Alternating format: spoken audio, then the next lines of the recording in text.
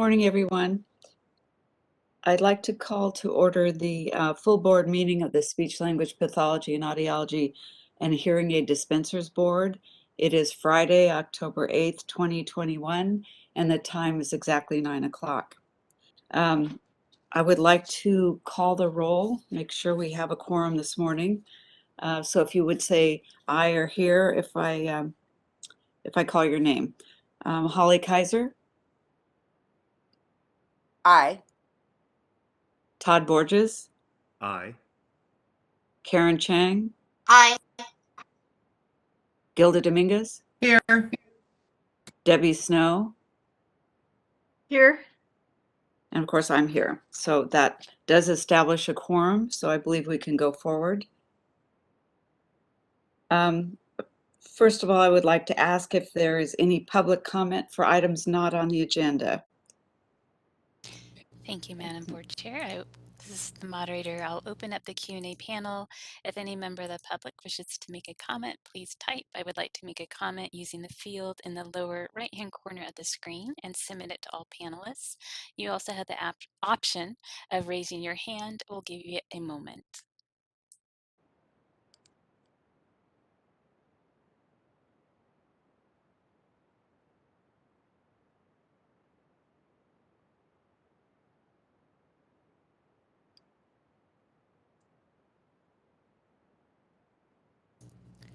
All right, this is the moderator, and I see no raised hands or requests for public comment at this time. Madam Board Chair, would you like me to close the Q&A panel?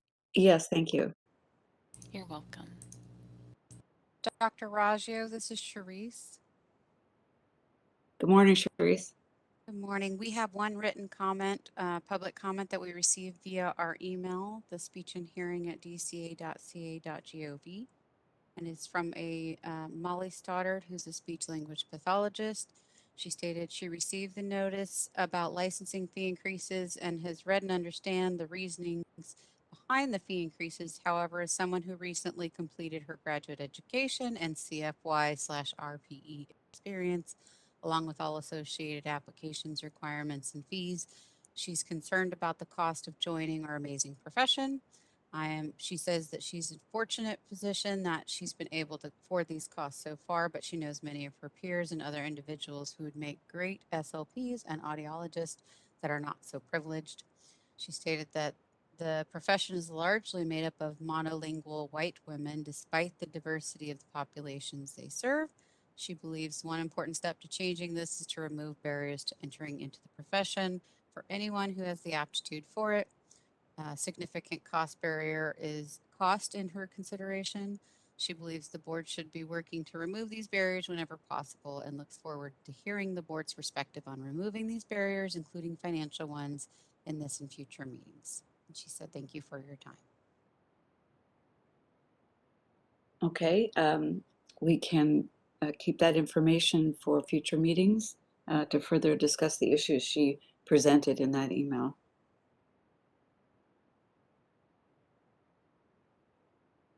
I'd like to move on to item number 3, review and possible approval of August 12, 13, 2021 board conference meeting minutes. I would like to start because I saw a major error on page 2. That page starts with item number 3, but the paragraph after that says Dr. Marcia Raggio provided a summary on audiology licensing requirements related to supervised clinical professional experience. Dr. Raggio stated the current statute restricts students from completing the audiology doctoral program. So that's just an untrue statement. I believe what I was saying is that there's a hardship for students completing the program if they have to either wait to graduate and therefore can't get a job because they can't graduate because they have to complete more hours. So, Charisse, what's the best method for changing a problem like that? Just you'll note it and change it. I'm noting it as a So oftentimes what we'll go ahead and do is provide the summary that you believe best captures what you were saying. So if we want to say Dr. Raggio stated that the current statute creates a hardship for certain students completing the audiology doctoral program, and the board will be proposing at its next sunset review a legislative proposal to amend the statute. I think that's a little clear. We could make it even more. It's more true. I can work with you on trying to make it say what, but I think you said it well just now. Okay, and then we would just, if no one has any other changes, we would just say to adopt the minutes as amended. Okay. There are just multiple errors throughout this document. I'm not sure who's responsible for this, but there are just so many, too many to note. But I do have one other correction on page 15.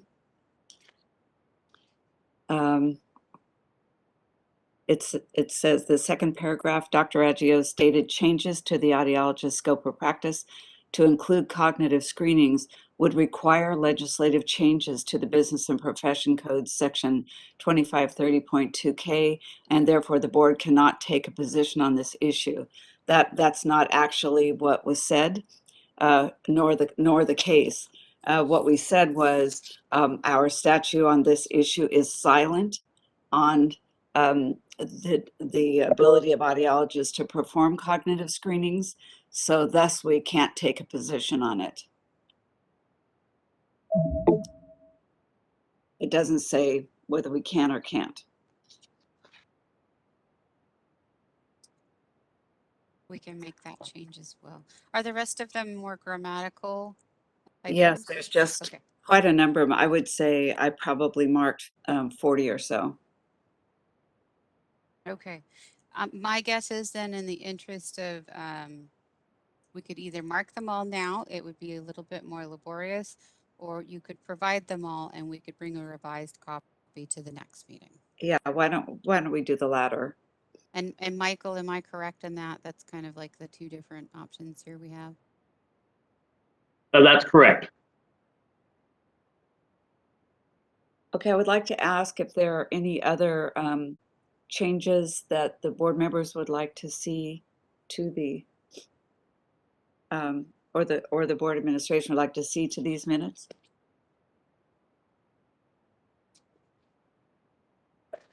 This is Gilda. I had my hand up. If I may add, that's okay. On page 18, third paragraph, I would like to request that it be noted that I was actively a part of that conversation when I had suggested utilizing the same language that was included in licensing documentation regarding the definition, the operational definition of full-time, equating to 30 to 40 hours per week, and for part-time equating to less than 30.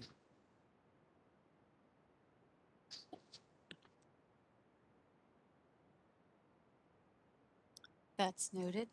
Okay, we'll note that. And Holly has her hand up also.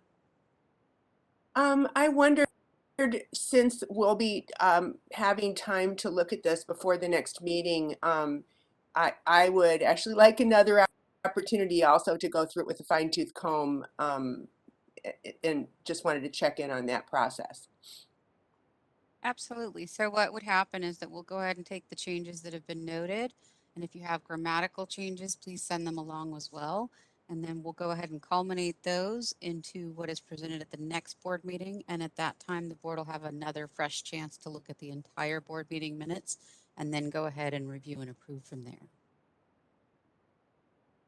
Thank you. Okay, are there any other changes to the minutes? I'm sorry, are we going to be sending in our proposed changes, or is that conversation going to be happening at the next board meeting? That is fine with me as well. Okay. But I did want to clarify that part-time versus the full-time, that part-time 15 to 29, and then that full-time 30 to 40. Thank you. Well, would it be easier, Sharice, if we send everything by email, especially if it's one thing like Gilda's talking about, to you so it can be changed ahead of time. And I'll set aside a time to you to go over the grammatical errors that I saw. Is that okay?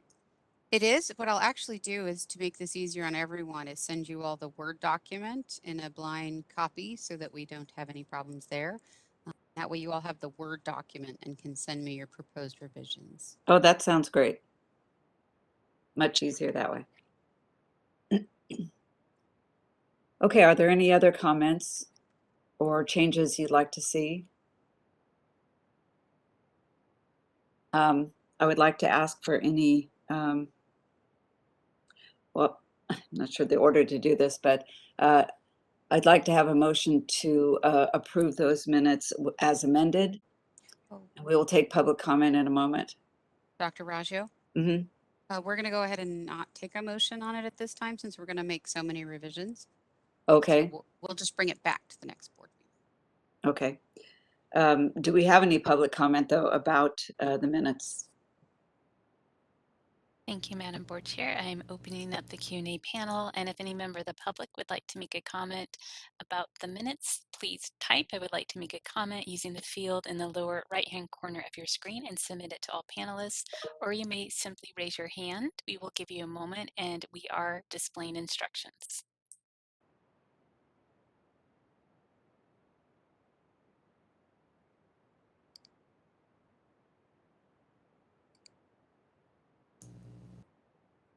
All right, this is a moderator. At this time, I see no requests for comment. Madam Board Chair, shall I close the Q&A panel?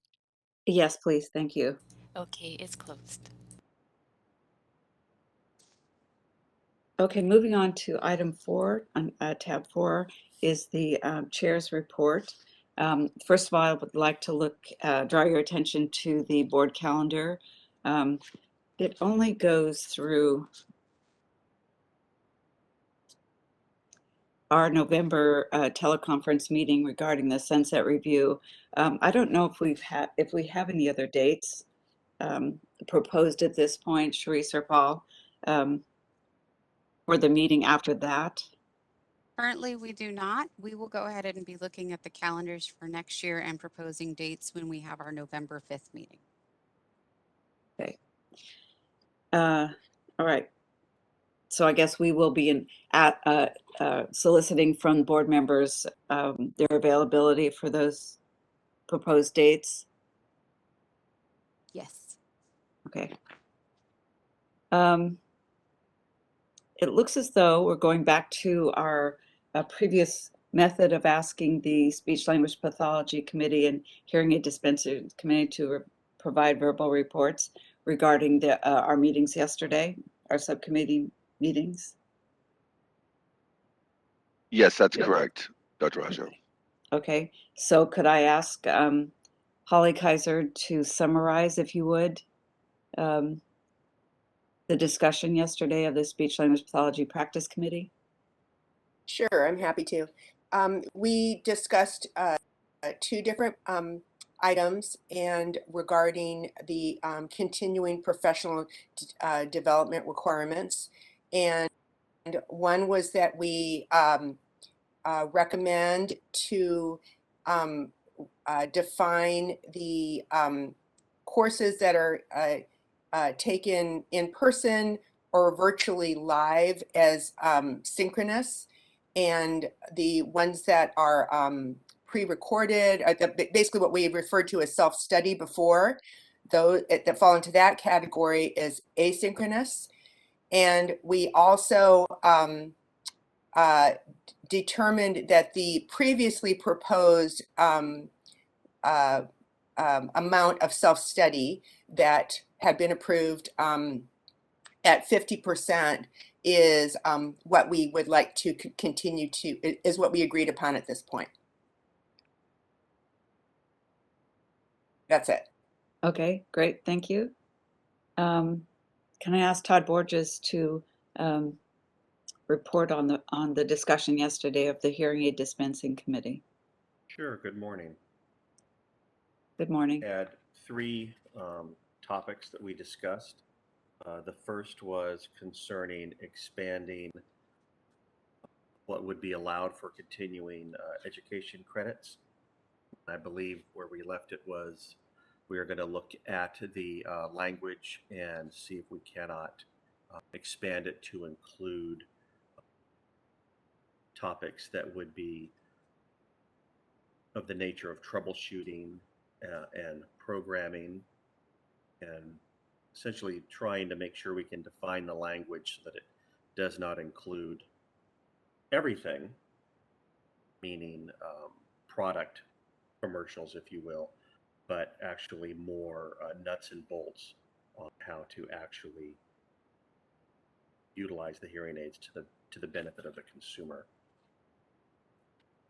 The second topic was also on expanding the recorded versus live hours, and we had decided, like the Audiology board, that the 50% seems to be reasonable as it stands.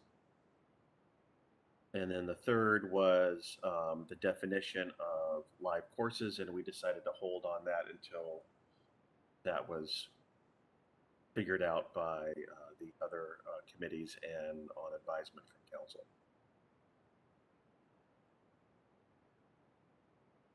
Okay, thank you. Before we go to public comment, I just wanted to have everybody take a look at the standing committees. And I think you already know which committees you serve on, but this is just a reminder of the pages that you see, page 2 and 3 of this report, which committees you belong on, whether you're a chair or member. Can I open the portable public comment on the board chair's report? Thank you, Madam Board Chair. I am opening up the Q&A, and if any member of the public would like to comment on agenda item 4, please type. I would like to make a comment using the field in the lower right-hand corner of your screen and submit it to all panelists, or you may simply raise your hand. We are displaying instructions, and we'll give you a moment.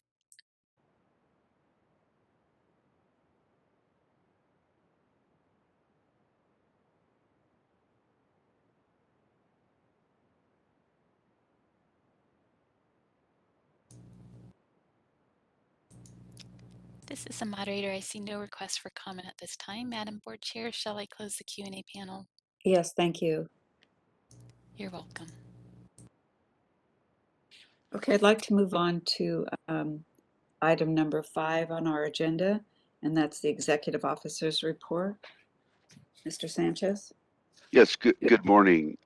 This is Paul Sanchez. I'm the Executive Officer of the board, and at this time I'm looking at agenda item 9 and materials that were sent actually just this week on my Executive Officer report. So the first thing I want to report to everyone is that, as you know, we are in the middle of some major projects here in the board office that I'm going to be talking about. Quite a bit of our concentration right now is on mainly three areas, and one of them is our business modernization, our sunset review, and our licensing workload right now that is, you know, at its peak. So let me just start talking about business modernization. The one thing that most recently we discussed was that because of changes in our budget, there was a anticipation that we were going to be make reductions in staffing hours through furloughs. When that changed, the cost of the board increased in the governor's budget. So some of the projections that we had that were moving towards our business modernization project had to change. At our last board meeting, I told you that we were going to reevaluate what the costs were and reevaluate how we attain or achieve the goals of having things like online licensing and some of the other areas of business modernization. So I just want to tell you that we are moving forward, working with our Office of Information Services on evaluating the project scope and cost. I think that, I mean, I'm very pleased to say that we have been coming up with some really good solutions. I look forward to being able to update you more on this. At this point, I still can't give you very specific information, but I think that, you know, it is looking positive, and we're spending a lot of time just going over the scope of the project so that we could deliver basically, you know, a more modernized version of our database where people can not just apply for licensure online, but actually even track their applications online. So that's something that we're really looking forward to unveiling in the near future. The other area that we have worked on is our regulations. I know as we meet, you're seeing more and more of these regulatory packages moving forward, and I'm really appreciative for our team of Charisse, Heather Olivares, and our newly hired Maria Lorenzo, who work with our legal counsel, Karen Halbo, on many of these regulatory packages. Recently, we had the regulations of our fee increases approved, and those take effect on November 1st. And I think one of the important things to really understand about the whole budgetary process, you know, the board is understaffed, and this is something that we have been talking about for a few years. Just to create another position through the budgetary process, it takes about 2 years to go through that. And one of the major issues that we've had is that there has been a structural imbalance in our fiscal area. So we are bringing in less money in revenue than we're budgeted to spend. And even though we don't spend all of our budget, it's not a good situation to be in. So we've been looking at these fee increases, and the fee increases just recently were approved this summer. They take effect in November. We have notified our licensees that are affected, and they're going to see it on their renewal notice that they get. In addition to that, we sent out information to all of our interested parties. So in the report, you can see the changes that are affected. It's a speech language pathologist application and renewal fee that is increasing to $150. The speech language pathology assistant renewal fee is increasing to $100. And we want to note that the application fee there is not affected. Our audiologist application and renewal fee has increased to $150. This is for the non-dispensing audiologist. The registration fee for an aide has increased to $30, and our license status and history cert letters increased to $25. I think this is really important to ensure that we have funding so that we can go back to the administration and request additional positions as needed so that the board can be adequately staffed. Any questions so far on what we're doing as far as our growth and our funding? If not, I'll move forward to the next area. We have been working with the COVID-19 plan and response. I just wanted to let the board know that on July 26th, Governor Newsom announced a requirement that all state workers have to show proof of full COVID-19 vaccination or be tested at least once a week. We've been working with Department of Consumer Affairs to develop the testing program with an external vendor for the unvaccinated state workers, and that's a work in progress. We've been working closely with them and have gotten lots of good information from DCA on how to move forward with this. We've also recently hired another position, and I'm happy to report that we are fully staffed as of October 12th. We'll be hiring a new person by the name of John Kearns, who will come to us with an extensive background, actually, having worked in the area of ear, nose, and throat clinics. He has a really good understanding of speech language pathology and audiology, and he will be working in the area of licensing for our board. So on October 12th, we're going to be fully licensed, and I think it's been quite some time since we've been able to say that. In your materials, you have your budget report, which just reflects the very first month of our budget year. These are initial projections and will be adjusted in the coming months to more accurately reflect what the board is actually going to spend. But this is just kind of a snapshot in time. And I think that we're going to see some changes, especially with the business modernization costs that are not fully reflected in this report. We also include in your report our regulations status. So you can see some of the regulations that we have been working on and our licensing report. As I mentioned earlier, we are in the peak season of our licensing still. We have had this vacancy in licensing. We've had one vacancy, and our staff are working hard to, keep these applications getting processed. So right now, I think the most recent cycle time that I saw is that we're about 9 to 10 weeks out on applications that we received today as far as getting processed. In the month of July, we conducted 2 practical exams, and I've included those statistics in your report. We had about 44 candidates that we examined during that time. You also have included in the board documents our enforcement report.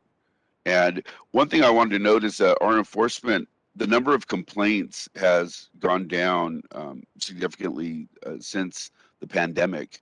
And we are still seeing that the low numbers of complaints received and convictions received.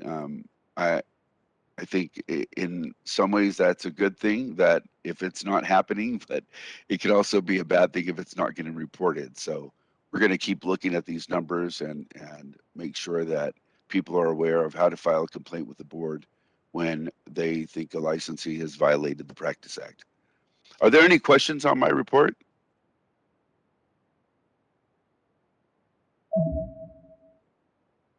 Yes, Dr. Rajo. I just wanted to make sure that I absolutely heard you say that there are no vacancies in positions, among board staff at this point. Did you say that? That's correct. We just filled the last vacancy, and that person is going to start on October 12th. I don't think that's ever happened And in it's my been a time long on time. the board. Well, and So I wanted to pause everybody and clarify that, of course, as part of the business modernization, we'll be putting a new position in place to help backfill the person that's going to help create all these documents online. And so, of course, that position will open up soon enough. So we'll be fully staffed for a couple months. And Oh, then they'll open another position to help us get this business modernization and online applications running full speed ahead. So, but all oh, good things, all good things. Yeah, and I think the one thing to keep in mind is because it's a lot of these IT projects sometimes there are snags in the processes. They can take longer to get started than projected, but we're really hoping that we can see some progress in business modernization within the next couple of years. That's our goal. That people will actually notice, they'll see something in IT project life cycles. That's actually really good. That'd be a great accomplishment if we can do that. And I also wanted to mention that hiring staff that actually can handle regulations and rulemaking files, that's a really difficult skill set to find. So it's taken us a long time because we've had a hard time finding the right people. But I really do think that we have a really good team right now and proud of them. Thank you. okay, thank you.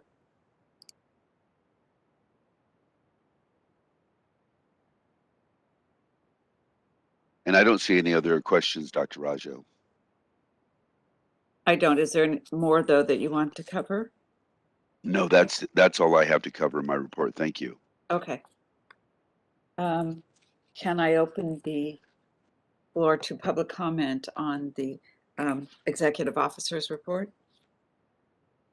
Thank you, Madam Board Chair. I will open up the Q&A panel, and if any member of the public would like to comment on the Executive Officer's report, please type. I would like to make a comment using the field in the lower right-hand corner of the screen and submit it to all panelists, or you may simply raise your hand or displaying instructions, and we'll give you a moment.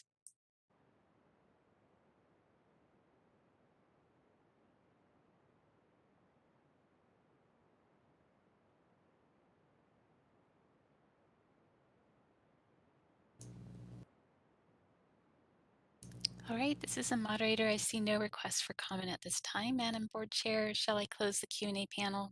Yes, thank you. You're welcome. So thank you, Paul. I'd like to move on to agenda item number 6, which is the DCA update. DCA Board and Bureau's representative, I believe Brianna Miller is with us, who will be giving us that report. Is that right? Yes, I see her on the list. Brianna? Yes, good morning. Can you hear me just fine? I can, yes. Wonderful. All right. Well, good morning, Chair Raggio and board members. I'm Brianna Miller with Board and Bureau Relations of the Department of Consumer Affairs, and thank you for having me this morning and allowing me to provide a department update. One of our top priorities in Board and Bureau Relations is appointments. I mentioned this to you all in August, so if it's all right by you, I'd like to repeat it again today to remind anyone who is present and listening and interested in an appointment that currently the board has 3 vacancies, which are a public or otolaryngologist, member, audiologist, and hearing aid dispenser positions. DCA and all the appointing authorities share the goal of a fully seated, diverse, and effective board, and filling current and upcoming vacancies is a priority. If any members know any great candidates or if members of the public are interested in serving, please find the link titled Board Member Resources on DCA's homepage to apply for an appointment. Next, I'd like to discuss remote meetings. On September 16th, Governor Newsom signed legislation that amends the Bagley-Keene Open Meetings Act to extend the ability of boards and committees to meet remotely until January 31st, 2022. Though in-person meetings are also allowable by law, DCA encourages boards and bureaus to continue utilizing remote meetings to protect the health of staff, board and committee members, and the public. Should your board wish to hold an in-person meeting, please communicate those plans to DCA as soon as possible so DCA can assist with coordination of teleconference options for the public, vaccination verification, and COVID-19 testing. And a reminder about COVID-19 safety measures. To combat the spread of COVID-19 and protect vulnerable communities, California is implementing enhanced safety measures for state employees. State employees must show proof of vaccination or will be subject to regular COVID-19 testing. Board and committee members are considered employees and must follow health and safety protocols if they plan to visit a DCA location or attend an in-person board meeting. Members must verify vaccination or follow face covering and testing protocols in accordance with that location's requirements. Board members may utilize DCA's secure COVID-19 vaccination record submission portal or work with DCA's Office of Human Resources to confidentially show proof of vaccination. DCA's testing program rolled out this week on October 7th at the HQ1 building, and more information will be provided as the testing program continues to expand. Moving on to the governor's executive order to extend telehealth services expansion. California continues to respond to changing conditions while coordinating with state and local partners to protect the health of Californians. On September 27th, Governor Newsom issued an executive order to extend the expansion of telehealth services through the end of the state of emergency or until the original order is rescinded or modified. This executive order also mandates that DCA licensees must obtain consent prior to the delivery of healthcare via telehealth pursuant to Business and Professions Code Section 2290.5B. DCA strongly encourages that you review your applicable statutes and regulations related to telehealth to ensure compliance with the law. And next, I'd like to discuss the waiver wind down. Recently, several DCA waivers were extended through August 31st, 2021, and some through the rest of the year. Waivers which are not directly related to treatment needs and patient care due to COVID-19 will no longer be issued any further extensions. DCA is assisting impacted boards so they can get information out to their stakeholders regarding these October 31st waiver expirations. And again, boards are encouraged to move forward with statutory and regulatory changes as soon as possible. The full list of waivers can be found on DCA's website. And finally, I'd like to provide a reminder about required board member trainings and the learning management system. This is another reiteration of what I provided you in August, but I'd like to still make sure it's conveyed for sake of reminder. 2021 is a mandatory sexual harassment prevention training year. This means that all employees and board members are required to complete the training during this year. Please also be reminded that you will now access the training through the Learning Management System, or LMS, which is DCA's training portal. We have created profiles for each of you in LMS and informed your executive officer of the steps you will need to take to log in and access the training. Board and Bureau Relations is also happy to assist you with any questions or concerns you may have about using the LMS. And as another reminder, newly appointed and reappointed board members are required to attend the board member orientation training within a year of appointment or reappointment. This is another training that you can register for via the LMS. And the final offering of this training in 2021 will be held will be held via WebEx next week on October 13th. 2022 dates are not yet determined. So if you'd like to take this training, you may sign up via LMS. And as always, Board and Bureau Relations is here to help you. So if there's anything we can do to assist your board, please feel free to reach out. That concludes my presentation, so I will hand it back over to Chair Raggio. Thank you. Thank you, Brianna. So it isn't too late if you wanted, it's October 13th, is that right, is the next training? Yes, that's correct. So And we will notify everyone of the 2022 dates as soon as those are determined. but there's still an opportunity to attend October 13th if you wanted to. Absolutely. Okay, great. Absolutely. And I'm happy to assist anyone in signing up for that training. Hi, Okay. Brianna. This is Karen. Would you be able to give like the website or how to sign up via LMS, like or a link on the chat section? Sure. It's through that board member resources portal. I apologize, you hear me hedging because I'm currently grabbing the link as we speak. But yes, it's so that link that I'm going to provide you will take you to something called Cornerstone, which is the external way to sign into the learning management system. So through that, you will sign in and register for the training. Okay, great. Do you know what the topic is? Well, there's many topics. Oh. Yes, so it covers, what does a board member need to know to be an effective board member, such as Open Meetings Act, conflict of interest, adjudication process, and even covers, items such as budget, legislation, regulations. We think it's a great opportunity not only for new members, but also a refresher for experienced board members to also kind of, and it's a great opportunity to share experiences with one another. And as I mentioned, it's going to be offered via WebEx. Thank you. And Sharice has always been very helpful in helping us get signed up for these events of this type, so she can help you as well. Yes. I would like to open, is there any other board discussion of Brianna's report?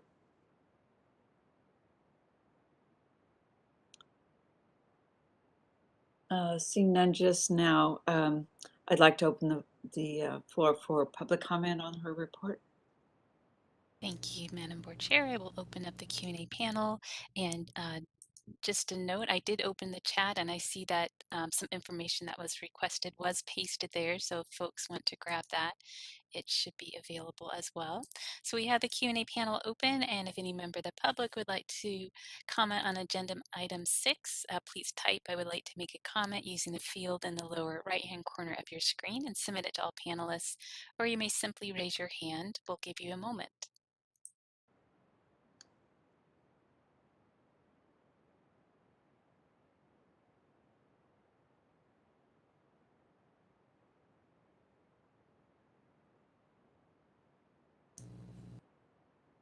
All right, this is the moderator. I see no request for comment at this time. Madam Chair, shall I close the Q&A panel? Yes, thank you. You're welcome. I have in my agenda a break at this point, but we've only been going for about 40 minutes, so I think that might be a little early unless somebody would really like to take a break at this point.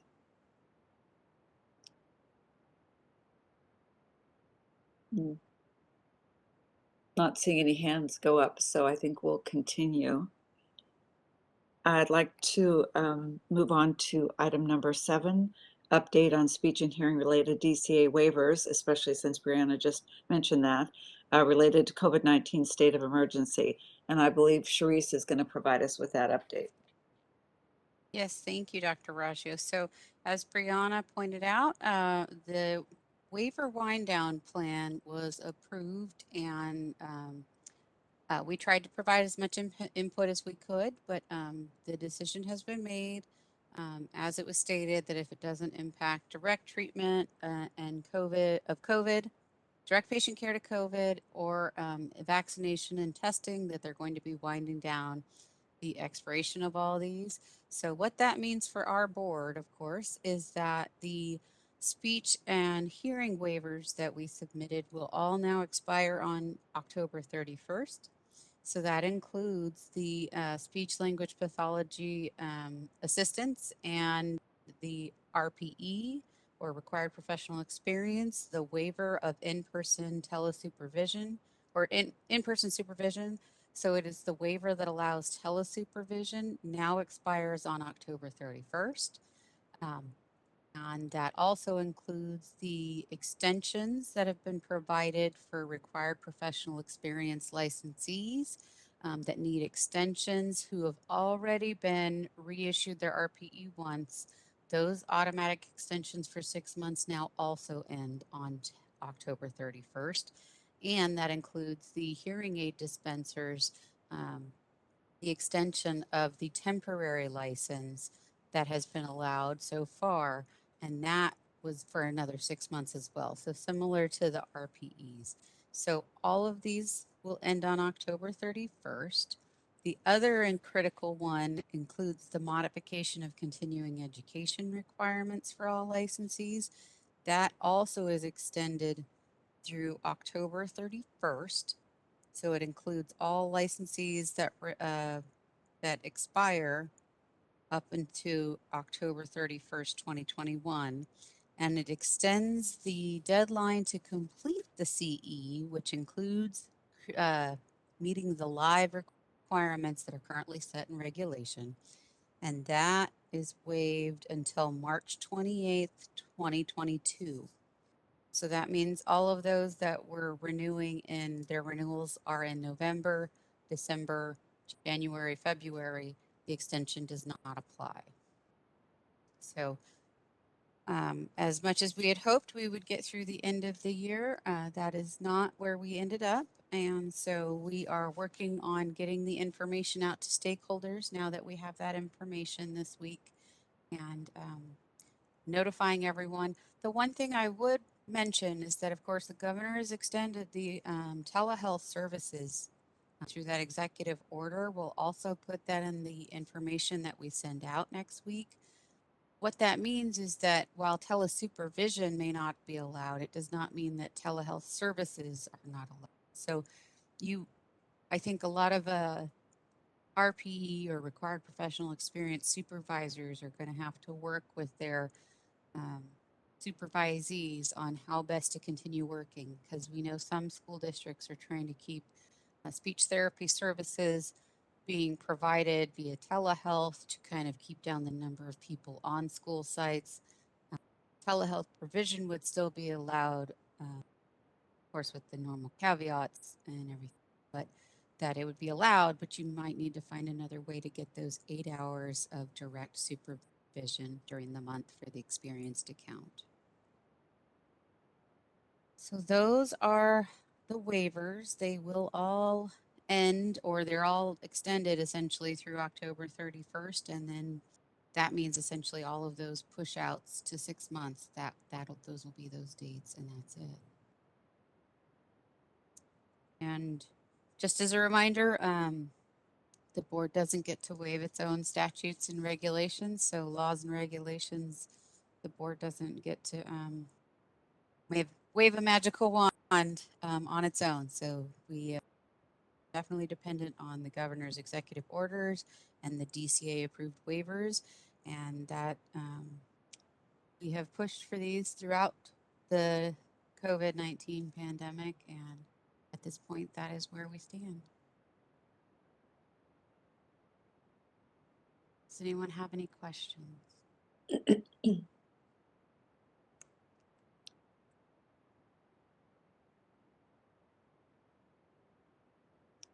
Thank you, Charisse. I'm sure the professional community is grateful for the waiver, the efforts that were made by the board to um, uh, get waivers approved as we could. So we're appreciative of that, and see that it's out of your hands that these waivers are going to go away soon. Are there any other questions or discussion points any of the board members would like to make at this point?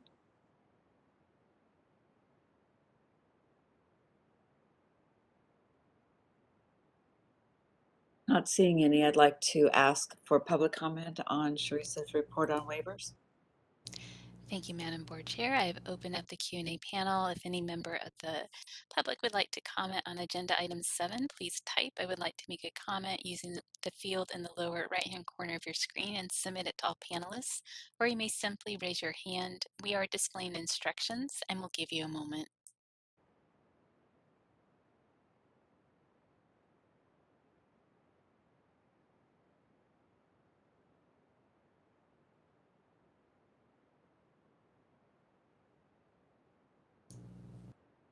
All right, this is a moderator. I see no request for comment at this time. Madam Board Chair, shall I close the Q&A panel?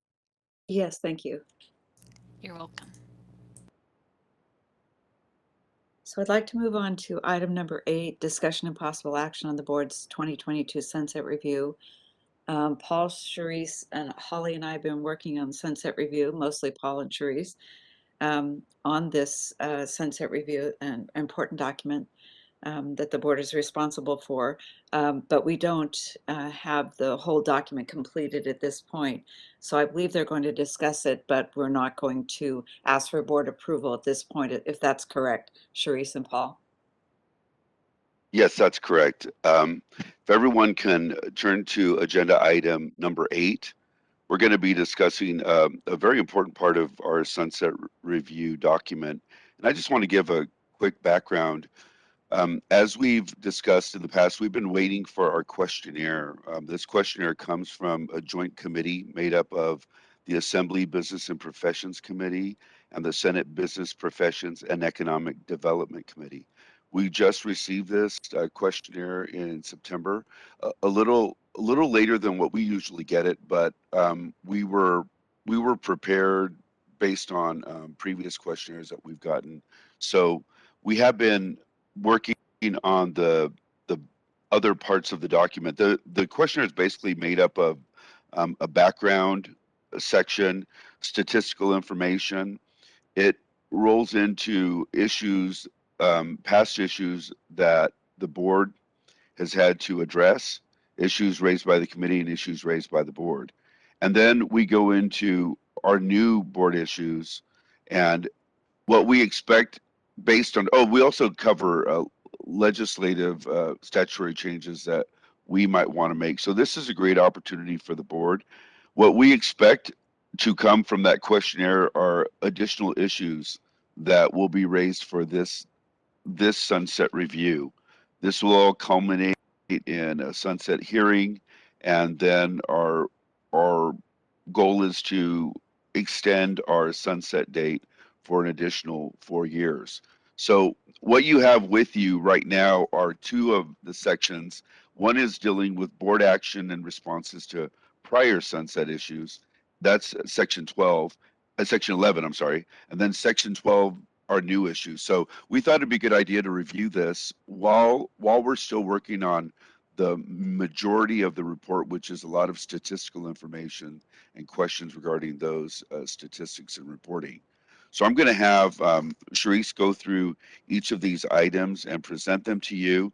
And we're looking for any feedback that you might have so that we could go back and try to at least finalize these sections. Thank you. Right. So section 11 is the section where the board goes over board action in response to prior sunset issues. So in each sunset, the legislature brings up questions and the board responds. And then in the next sunset, they say, hey, go back and take a look at what you responded. Did you actually kind of fix it, or did you take care of it, was whatever was needed? And then determine whether or not action is still needed. So sometimes everything is just completed, and other times this is an ongoing issue, and maybe we're going to be asking for statutory changes to make a change on that issue. So the first issue is, what is the status of the long-term fund condition? So as the board is aware, the board's fee changes, the increase for the speech language pathology and audiology side, have been long in the works. So at the last sunset, they were worried about the fund condition. And in June of 2015, the board had approved those fee increases at the recommendation of the Department of Consumer Affairs. So there was a structural deficit, and the lack of fee increases from 2002 on, I believe, was causing a structural deficit. Now, the board does not predict insolvency now, so you'll see in the little box, we're providing an update. So we don't change anything in that they talked about last time or our response last time.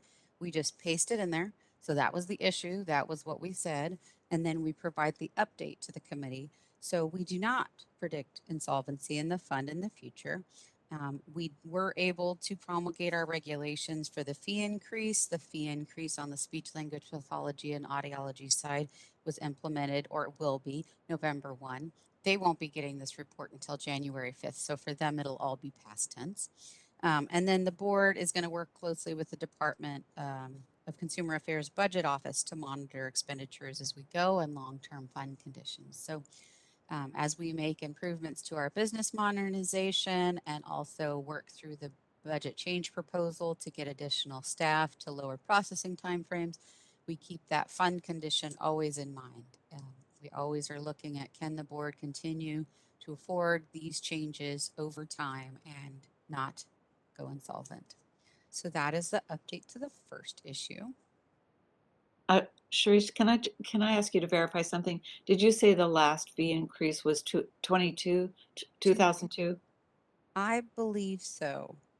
I am actually, let me go to my. That is correct, Sharice. We did have fees that were affected, I think, in 2008 for SLIPAs, but I believe that the last major fee increase took effect 2002. Okay, Just thank going you. to the web page to double check myself. That's my. Yeah.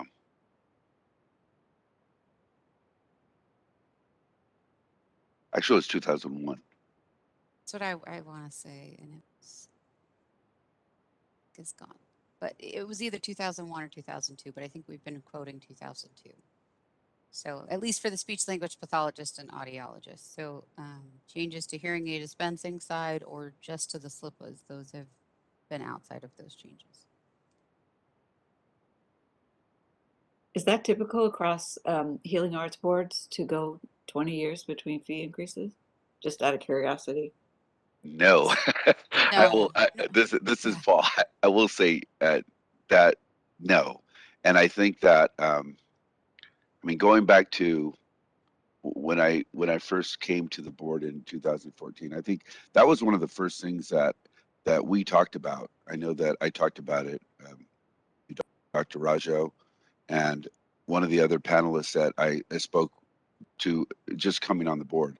So I think that we realized that this was something that needed to happen, and it's, you know, it took us time to make it happen. But no, we probably should have looked at these fees, you know, going back years ago, especially for the speech language pathology and audiology side, because we want to make sure that we cover the cost of doing business and processing the applications. Absolutely. And so one thing to think about there is if the board is growing, okay, if the licensee and application population is continuously growing as this board's has, then the number of positions and the number of budget change proposals approved for it would have slowly gone up over time. And then the fund would start to see a strain. So you should have, with the growth we see in our population, should have seen a strain and changes a bit earlier. But I know that has been primary on Paul's mind to help get the staffing we need to reduce the processing timeframes. And part of that will be, you know, taking more money down on the fund. And so we may see that more often in the future because we're trying to meet the needs and demands of the board's workload. I wouldn't And can I expect add it also, 2 years. Sharice, if I could Oh, just add that we have seen dramatic growth. There is steady growth right now, I think, over the past 5 years, but we have seen dramatic growth in the area of speech language pathologists and speech language pathology assistants. The number of RPE applications that we process, we process about 3,800 applications a year, and I think the growth, I mean, depending on how you look at the data, it's definitely above average growth. So we need to keep up with that growth and make sure that we're adequately staffed. And this is a big step in doing that. It's kind of amazing that you were able to do as much as you have with this, without a fee increase all this time. Well, and and unfortunately, we've had to implement a lot of Band-Aid solutions. I know that, you know, Sharice manages quite a bit of staff overtime and some other things that we've done in the past. We've borrowed people. We brought in volunteers even to make sure that we process these applications on time. But all this time we've been working on long-term solutions, so we're getting there. And I'll take this moment to give a shout out to my amazing team that I have. They are a small and mighty team that work a whole lot of hours and overtime to try to meet the needs of our applicant pool and our licensees. They do a bang up job for being as small as they are, and we look forward to implementing those long-term solutions now that we'll be able to in the near future. Well, I hope you know the board appreciates all of you. Thank you. So thank you for that. Sharice, do you want to continue? Absolutely. So issue number 2 is dovetails right into this conversation. Does the board need more staff in order to meet its performance goals? So it's been an ongoing conversation. It is often an ongoing conversation at many boards. But while we've been able to increase our staff by 2 positions since the last sunset, so in the last 5 years, we've been able to accrue 2 additional positions. The growth in staffing level has definitely not been able to keep pace with the exponential growth in our application workload and the licensee population. So for this reason, the board continues to utilize temporary help, borrowed staff from DCA, and staff work substantial overtime to meet the current workload demands. As you'll see, it's very cyclical, but that workload becomes very heavy late spring, summer, and then continues into the fall. So as we work on our long-term solutions and getting additional staff, things like the first issue of getting the fee increase so that the fund can support that kind of increase in staff, business modernization processes, that's kind of the long-term way we get there. So again, we'll continue to put in the budget change proposals that our fund can support in order to get additional positions to take care of the work. Are you going to have to update the update to, based on what Paul told us this morning in terms of having all positions filled, albeit not the a modernization individual that we'll have to hire? Do you have to update that? Not normally. We will be submitting a bunch of organizational charts along with the report. And then we'll also be able to talk about, well, budget change proposals are not public unless they are included in the governor's budget. So we can't actually talk about things we are trying to do but have not been achieved. I see. So that's kind of one of the fun little intricacies of this ball game. Okay, thanks. So Sharice, this is Paul. Can I just ask you a clarification question? I noticed that we put there that we increased staff by 2 positions. Should that read 3 positions? It went from 9.6 to 11.6. I thought, Authorized. It's always talking about authorized positions. Apologies. I see. So So these we're are fully authorized funded positions, the non-temporary ones. okay. So I was just wanting to make sure that based on our last org chart, I thought it said here that we were at 12.6.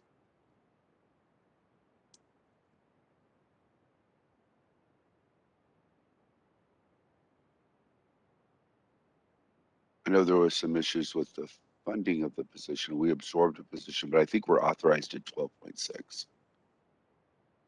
Just not funded at it. Yeah, so I think it would be 3 positions there if I'm reading this correctly. We could look at that later, but Yeah, we'll double check the position count.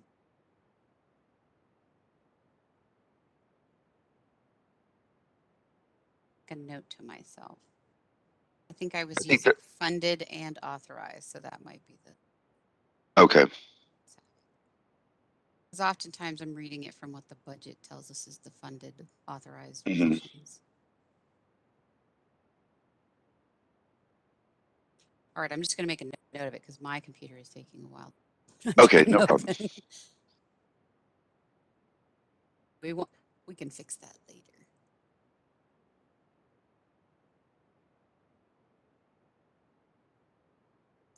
Okay, sorry.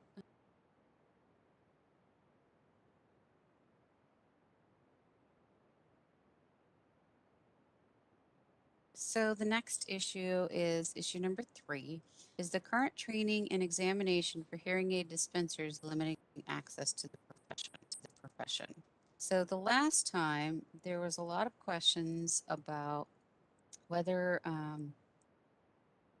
the low pass rate of the licensing exam for hearing aid dispensers in the absence of a training manual, that did the board feel the examinations continue to be accurate? And so in the board's response last time, we talked about some of the steps they were taking at that time. They worked with the Office of Professional Examination Services to continuously review the examination to make sure it's still relevant. They've also worked on redesigning the hearing aid dispensers practical examination in 2017, and then the written guides were also reviewed and approved.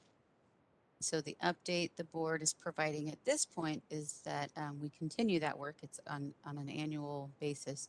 The board ensures that examinations are an accurate assessment of the knowledge and skills necessary to practice safely and competently. The board conducts those ongoing evaluations of both the written and practical examinations with the help of licensed subject matter experts, as well as the Office of Professional Examination Services. Statistical analyses are conducted by the Office of Professional Examination Services after each examination to ensure that the test questions are functioning within their expected parameters.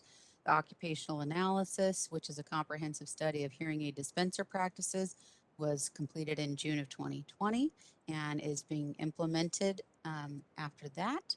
The board redesigned the practical examination in February of 2017, and in 2017, those improvements streamlined the testing process, including eliminating information that was in the practical examination that was within the written examination, and then also clarifying the instructions to candidates about the examination. The written guides are available for both the written and practical examination on the board's website.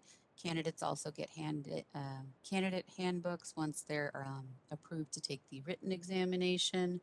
And these guides identify specific areas which are tested on the examination.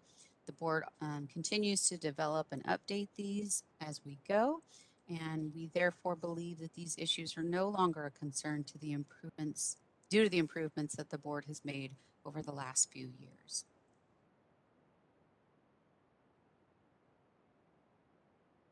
That is the update on issue 3.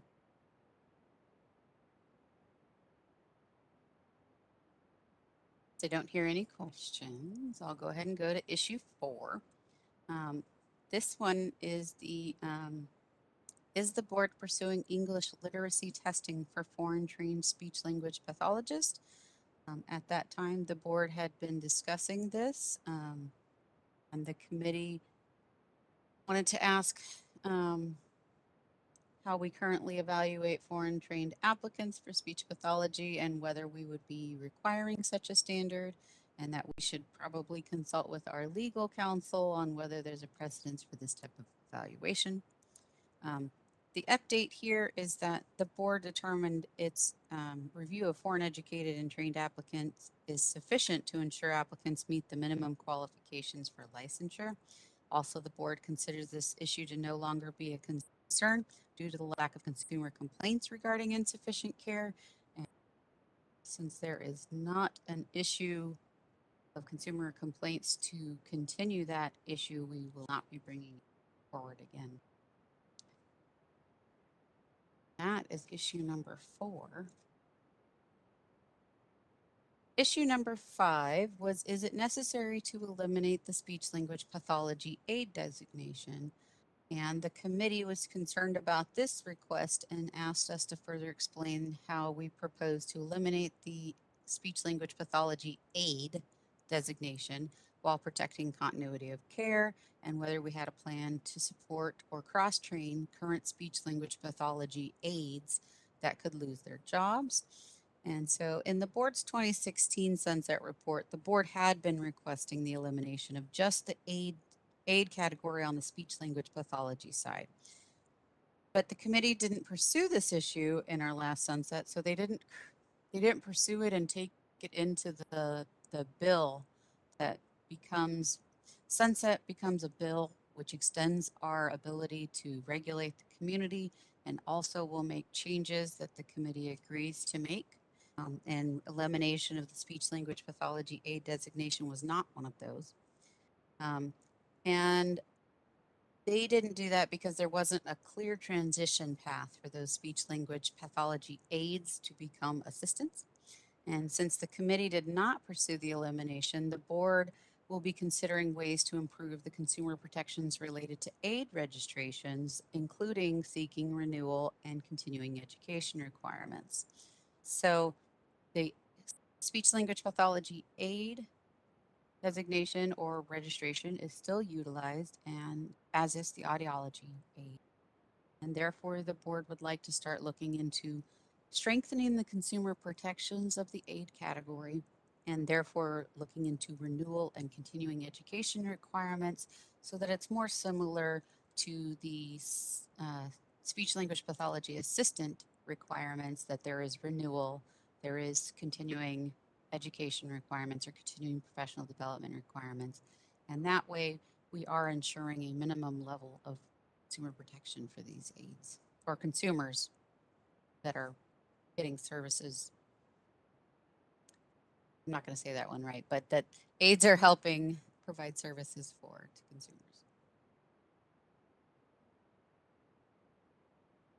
I don't see any questions or hands at the moment, so I'll go ahead. Oh, here we go. Holly. Question? That one? You're still muted. I'm sorry, I wasn't unmuted. Sharice, I just thought to help with understanding the impact of this particular item, the number of SLP aides that are currently registered. We did not have, we have the SLP aids issued in the last 5 years. We do not have a way to pull them apart once they are already part of the licensing population, so we don't have that available yet. And that would have to be a manual count, unfortunately, in our old system. But currently, in the last 5 years, there have been, and I'll read them off by year, but in 2016-17, there were 19 speech language pathology aid licenses or registrations issued. In 17-18, there were only 12 speech language pathology aid registrations issued. In 2018-19, there were 10. All of this information is further in the report in section 12, just so everyone knows. When you get to page 19 on there, it says that. In 2019-20, there were 26 speech-language pathology aid registrations issued, and in 2020-2021, 11 speech-language pathology aid registrations were issued. So people are still using the speech-language pathology aid registration, and so because they are Okay, continuing thank to you. use it, we would like to go ahead and pursue increasing consumer protection for that. Thank you. Then the next issue is issue 6. How is the board addressing the shortage within the audiology profession? And the board the staff recommended that the board provide the committee with evidence of the shortages and collaborate with the committee to amend statute to address concerns with reciprocity. If the board has received information on workforce shortages in California from outside sources, we should share it. The information provided on this page shows what was provided last time.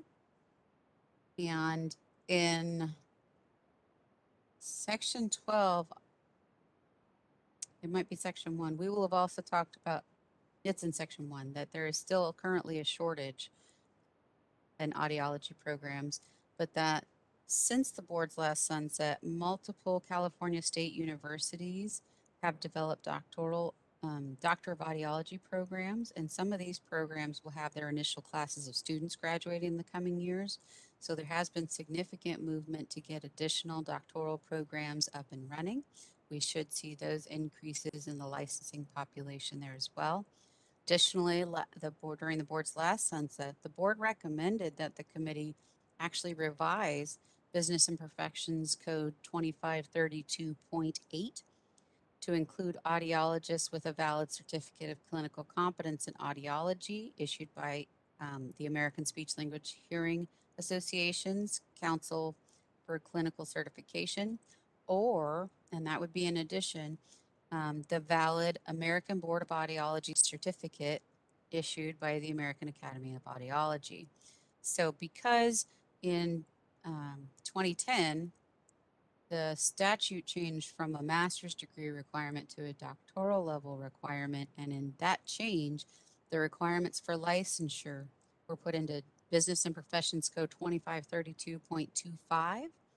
As that was added in a separate statute, the quasi-reciprocity agreement that allowed deeming people to have met the requirements in 2532.8 only applies to the older audiology license requirements for those that graduated before, I think it's December 31st of 2008. So those that are coming from out of state that graduated prior to that date can use the old authorization to get to be deemed equivalent with the CCCA or the Certificate of Clinical Competence in Audiology.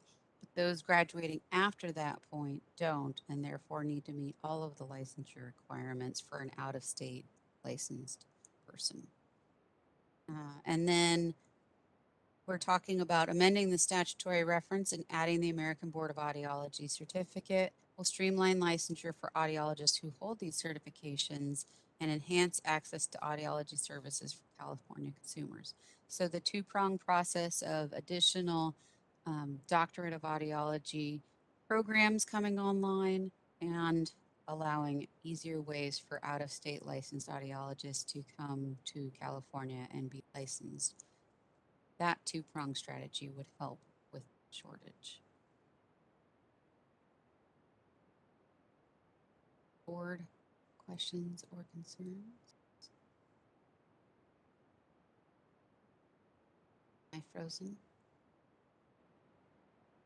Dr. Raggio, can you confirm that you can hear me? I can. I'm sorry. Did you Okay. ask me something? Because I might not have. Oh, no, I just noticed that my participant screen is frozen. So I thought, oh, is my whole thing frozen and no one's been hearing me? Oh, no, I can hear you. And Okay, good. I was really pleased that you were able to report the update that you were for item 6. It's such an important thing in California. And we hope to start graduating people pretty soon. So not that I want to burden you with more licenses, but this is an important group to be licensed. So thank you for that. help California consumers. That's our thing. Okay. I I can got a hear you. little worried there since my screen looked frozen. So, okay. Issue number 7. So, how is the board addressing the shortage with the speech language pathology profession? The committee at that time was actually much more asking about the evidence of the shortage in speech language pathology beyond the anecdotal evidence that we get all the time from school districts and from consumers. Um, that way, the committee could look at ways to enhance that. And if we received any of that information from outside sources, to provide it. So previously, the board provided that information, which included CTC information. Oftentimes, just because you don't have an official U.S. government report to clarify it doesn't mean we aren't actually having shortages within California. But without having additional data, we can at least report that the board supported AB 1075 in 2019, and that would have approved $750,000 to the California State Universities for a competitive grant to campuses for speech language pathologist programs with the goal of expanding enrollment capacity. The legislature actually ended up passing a different version with the Budget Act of 2019, and that actually appropriated $3 million to the California State University system to increase enrollment in speech language pathologist programs. So even though we weren't able to provide non-anecdotal evidence to the committee that there was a problem, there actually has been movement on that. And the data requested by the committee on speech language pathologist workforce shortages was provided in the board's last sunset. We don't have any additional updates or any additional data to provide at this time. That is kind of the report on that. That $3 million did help. We are seeing increased applicants in the speech language pathology side. So happy to report that. Sure. Yeah. Oh, sorry. Questions or concerns from the board? I meant to, I've been trying to get the name of the grant for a while now to inform you about, and I don't know if it's part of this 3 million, but the chancellor of the California State University system did send out, and I'm not sure this was even a competitive grant kind of thing, it was just an application to 3 CSU programs to, it was a substantial amount of money that they sent to these 3 programs, and San Francisco State was one of them, that allowed them to increase, it was kind of a grant. They didn't have to do anything more competitive than require or apply for it.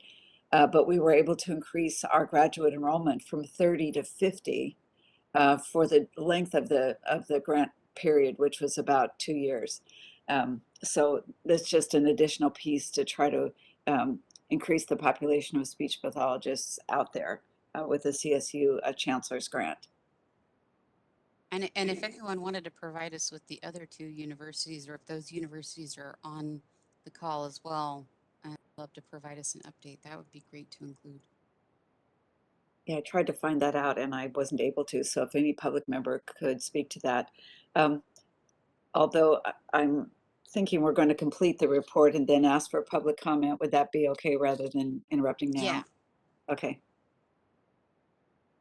I think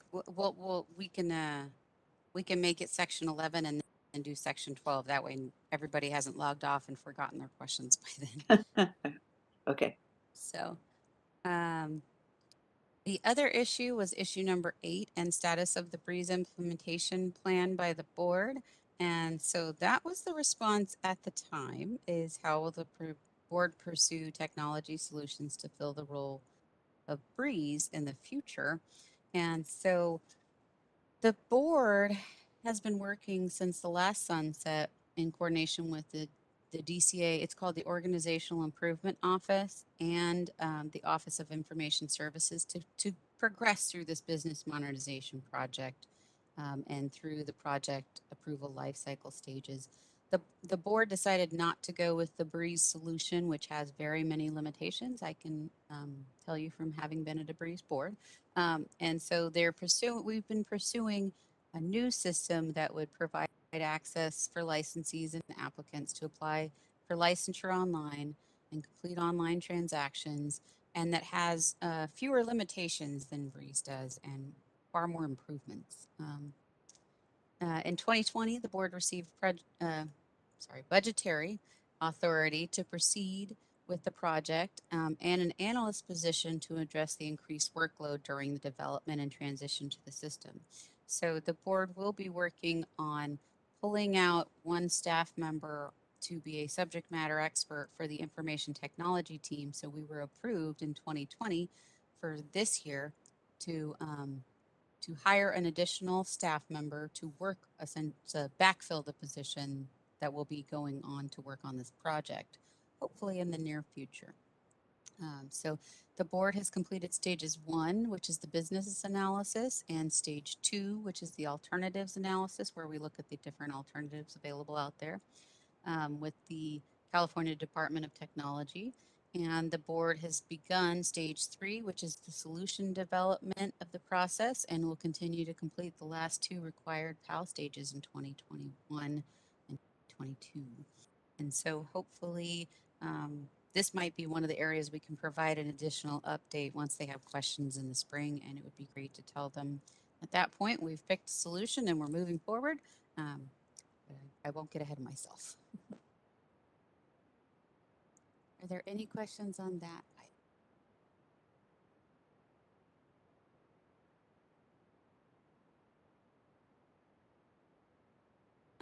Issue number 9 was how severe is the issue of locked hearing aids?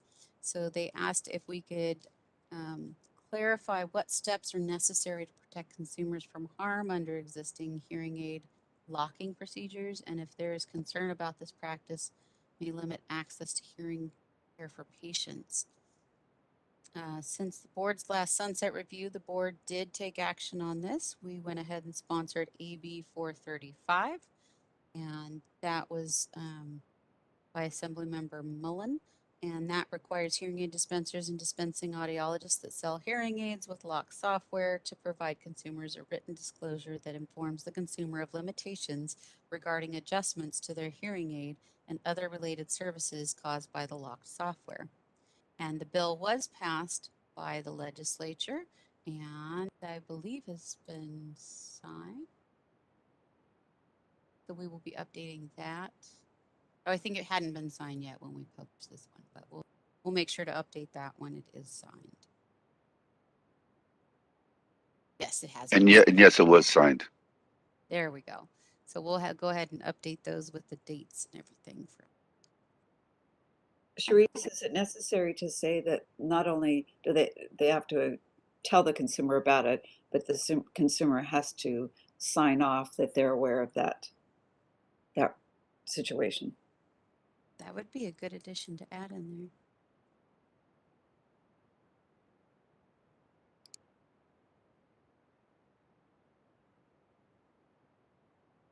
Let me get a sticky note.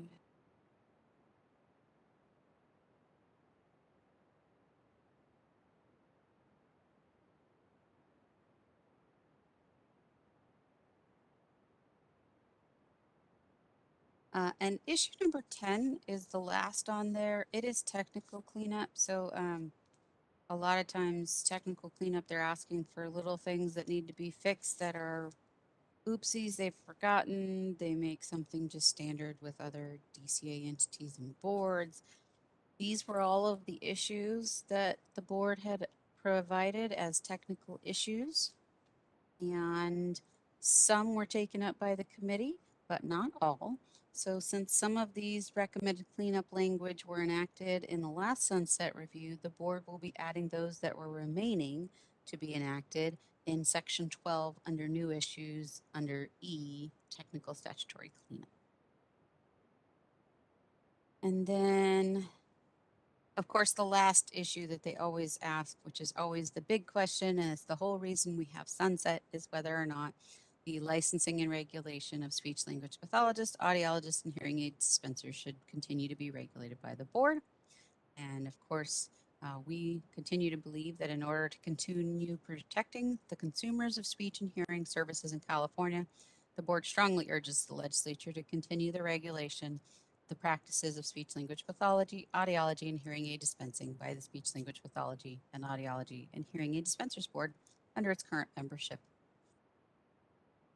And so we'll see this again when they, the committee will review our entire report after they receive it in January. We'll come back and ask a bunch of questions. The last question will always be, of course, the same. You continue to regulate the profession and in your current membership. So essentially having 9 members in its current organization. And so that is it for the prior sunset issues. Can I just ask, there must be a place in this report that talks about enforcement that really is kind of the shot in the arm to why we need to be a board. And so you wouldn't address, I guess, wouldn't address that in the update, but you would have it at some other element of the report and refer back to this? Yes, so the entirety of the report, these are the last 2 sections outside of the attachments to the report. So we will always start off the report with a history of the board and the makeup, legislative and regulatory changes. We talk about the fiscal and the staffing issues of the board.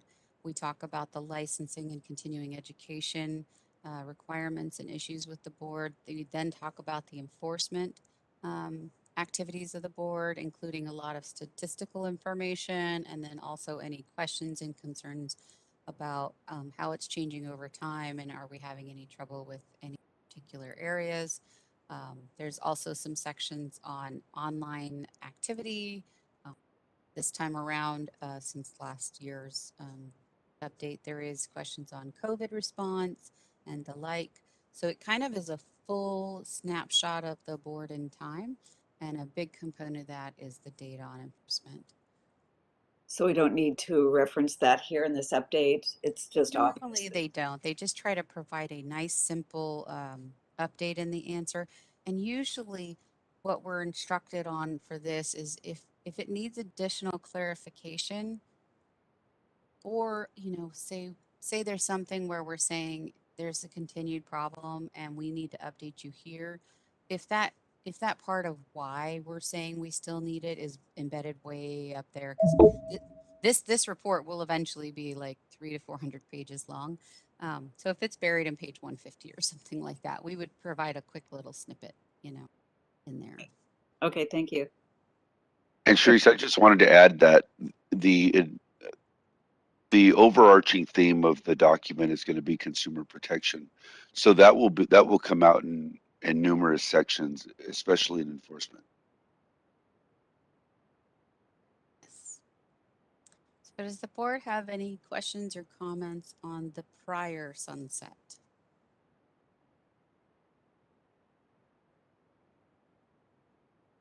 Issues, section 11, prior sunset issues.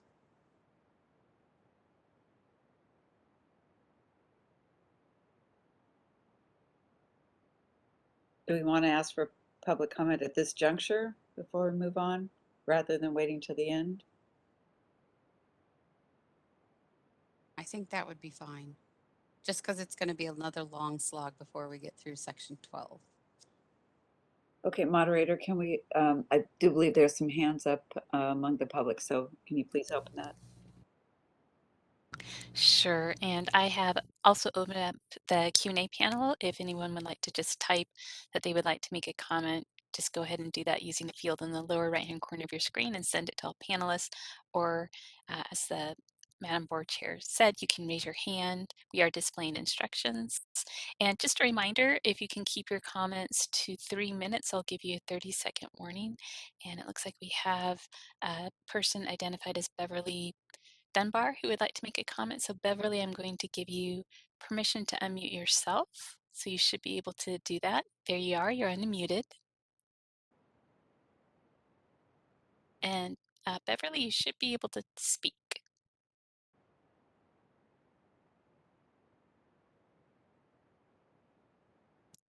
All right, so it looks like your mic is unmuted but frozen. You might try typing your comment in using the Q&A if at all possible, and I can read it for you.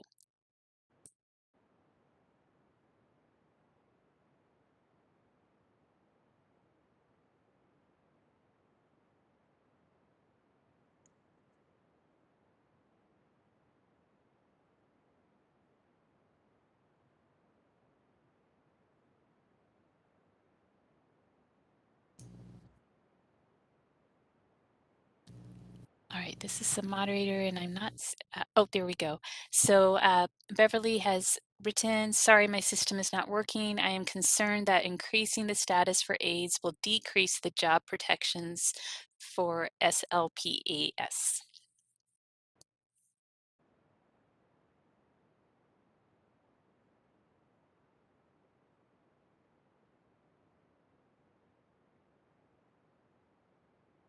And I'm looking for other raised hands. I do not see any, and I'm not seeing additional comments. Madam Chair, would you like me to go ahead and close the Q&A panel? Yes, we can close the panel. I'm wondering if Paul, Charisse, or Holly would like to address this public member's concern. Sure, I could just trying to understand the question first. I don't think that we're increasing the status of aides. What we have right now is a designation that is a registration of a supervisor of their aide. It's a one-time registration. It doesn't require any renewal. And the issue is that we don't have a structure to maintain the status of an aide. So we have aides that exist, but there's no renewal requirement. So what we're actually doing is not really increasing the status. We're just making the status, giving it structure, making it accountable. And I I would don't know if you also want to add anything to say, that, Charisse. yeah, sorry, I was going to climb right in right there. This would not expand the scope of what aides can do, and it would, I think that this work would be more helpful in clarifying where the aide stops and where the speech language pathology assistant begins. And hopefully that work to kind of separate that out, clarify it, and also make renewal requirements and continuing professional development requirements that'll all be lower than what are done by SLPAs would be helpful. So I don't think we'd be hopefully creating any confusion there, but hopefully kind of tethering those things out, clarifying for the licensed community. Yes, this is Holly. I agree, and by enforcing that there is a renewal, in that process there is the requirement that the person's roles and responsibilities are defined, and there's also some education component. So again, this is for consumer protection, using aids in the same way they were meant to be used in all these years, but actually helping monitor that.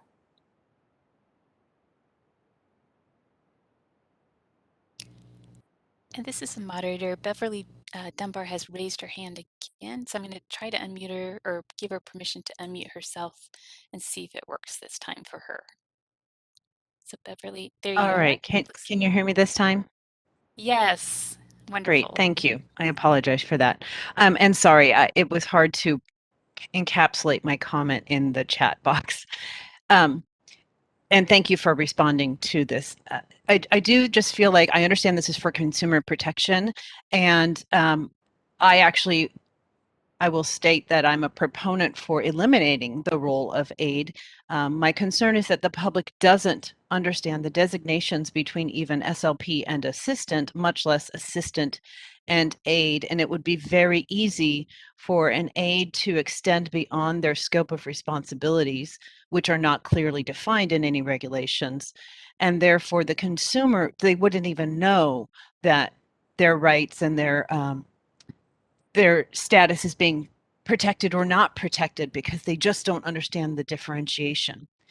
Dr. D. Parker had told a group of people interested in the different roles at a CASHA workshop that the board had actually measured or tabulated exactly how many aides were actively registered with the board, and that it was a very small number. And she had indicated, this was 3 years ago, that there was a goal to actively phase out the aide role. But instead, what I'm hearing is that I understand trying to increase consumer protection, but you're really kind of expanding. I don't know the role, I don't know how to state it, but there's being an expansion of it versus a phasing out. And I'm just concerned that there's too much overlap and not enough clarity for the consumer. They don't know if they're being protected or not. So that would be my comment. Thank you.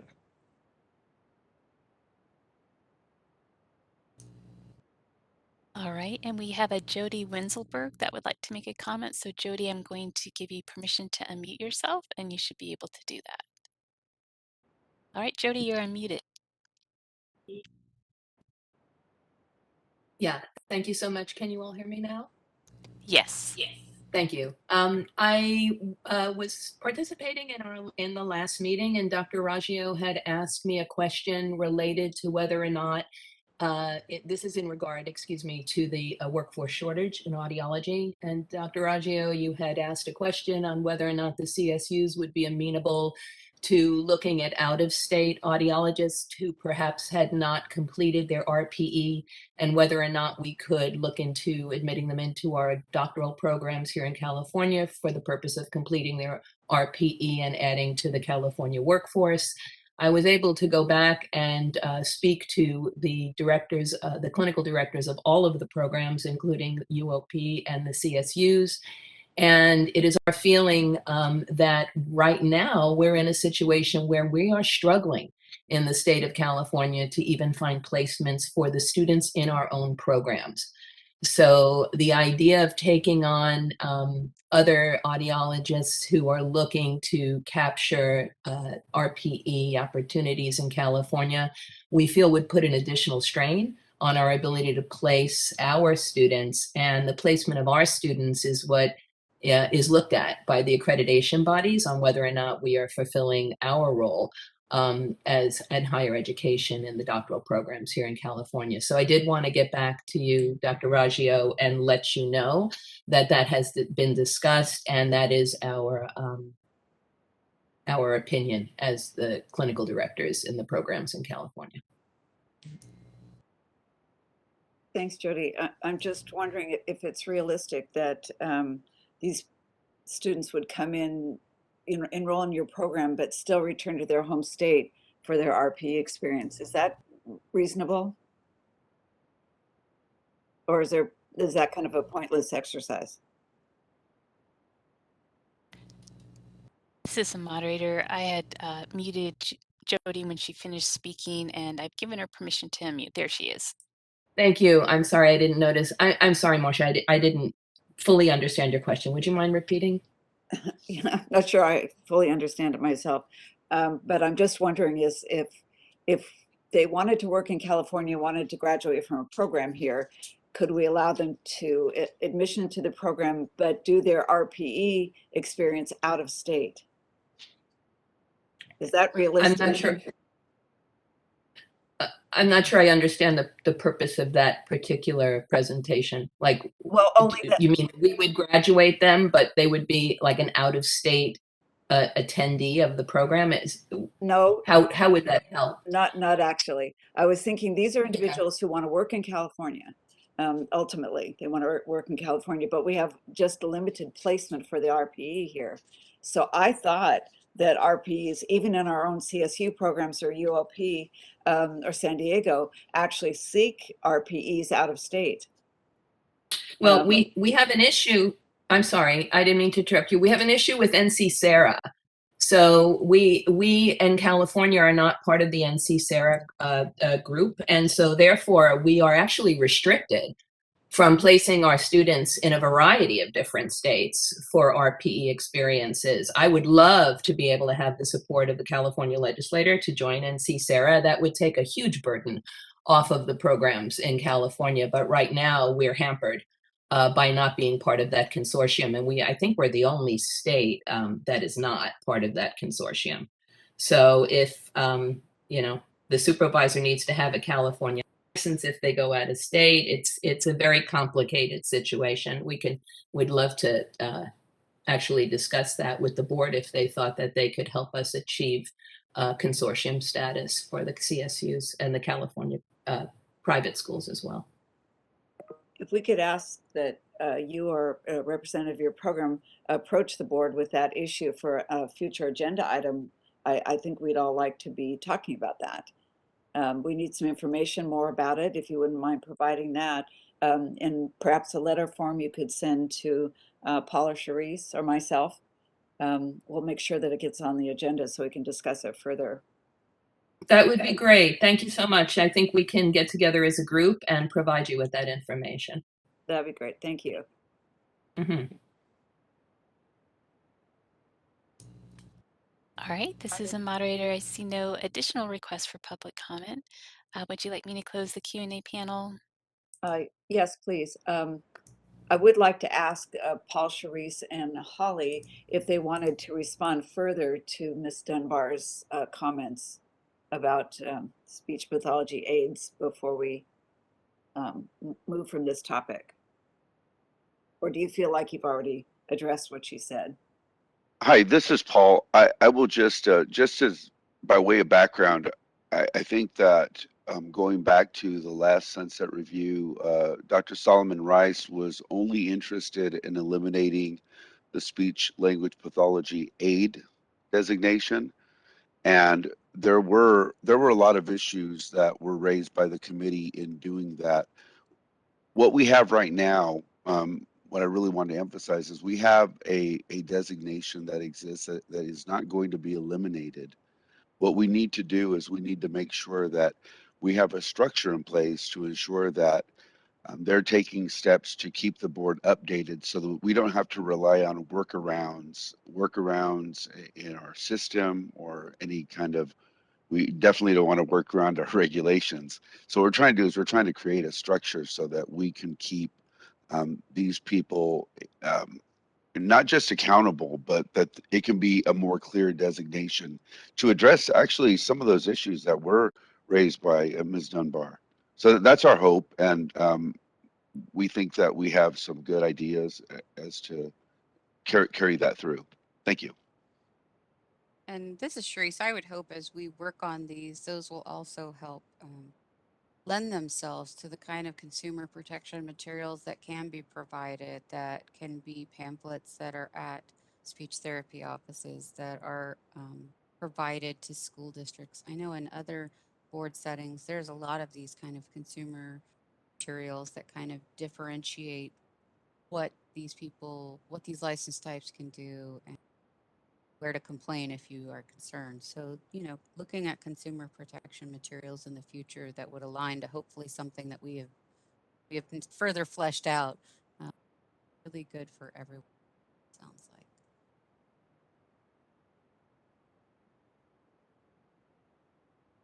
Okay, thank you for those comments. I'm wondering now, we were going to have a lunch break at this point, but it's a little bit early for that. We could just take a 15-minute break and then go on with a few other items and then break for lunch.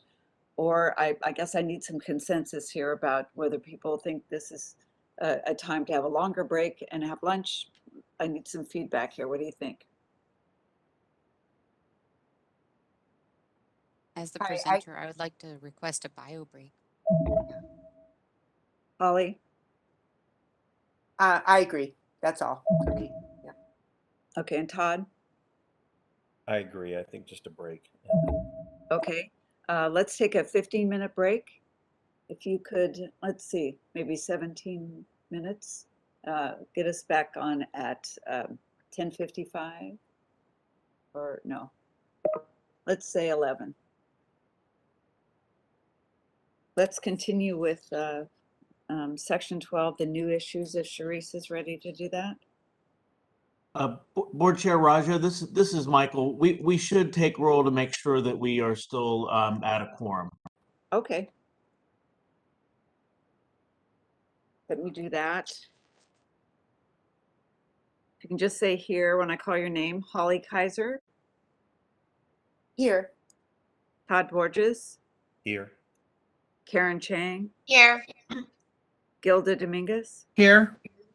Debbie Snow. Here. And I'm here, so I think we're all here.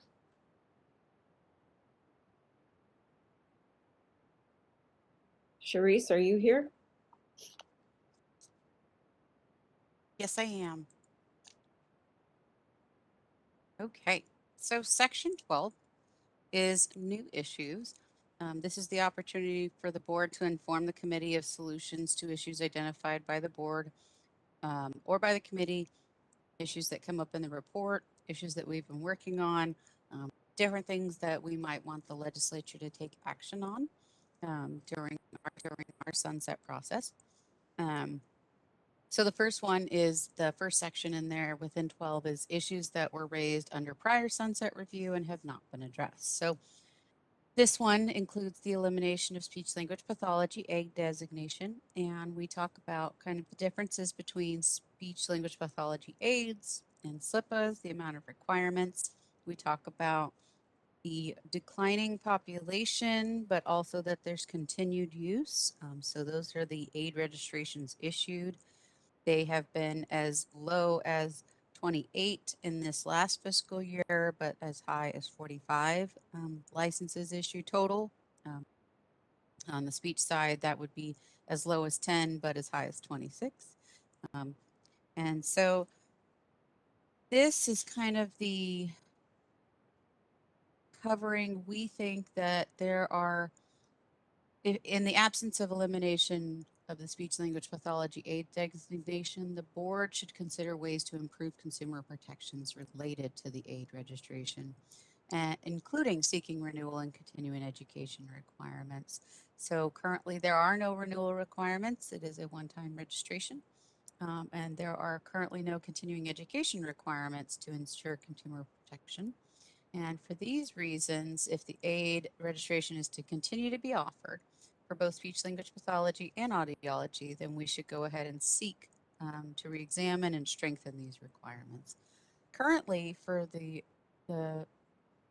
legislature's purposes, they want to know about the statutory, as where we might be at once they go ahead and change statutorily these things, and we can always go ahead and define further requirements or scope or restrictions. Well, not scope. Scope's usually statutory, sorry, but kind of the tasks that they're allowed to do, and further clarifying the differentiation between the speech language pathology assistant and the aid and audiology aid and what they're also limited to do. So what we're recommending as a Sunset Review Committee and staff is to make adjustments to the definition of audiology aid so that it matches the speech language pathology aid. And then also to institute renewal requirements and continuing education or continuing professional development requirements that are much more similar to speech language pathologists. So it would be a 2-year renewal cycle. It would have minimum continuing professional development requirements of not to exceed 6 hours in a 2-year period. And similar to the speech language pathology assistant, the aid supervisor would help in determining what the professional development should be, and that is completed.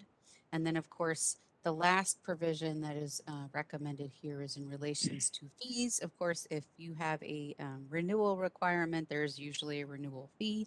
That is what helps fund the board and ensure we don't end up in structural deficits. And if they were to change the requirement and allow or require a renewal, but not a renewal fee, we have a problem there and have to go back to them. So again, these are all kind of, 2 are kind of more technical in nature, and then some are much more substantial and substantive in nature with the renewal requirements and the continuing professional development requirements. Do any board members have any questions about adding the renewal requirement to the aids and the professional development requirement to the aids?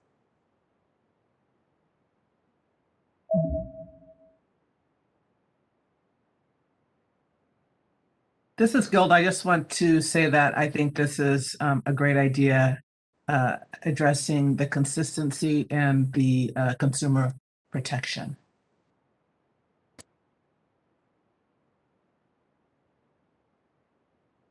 Gilda.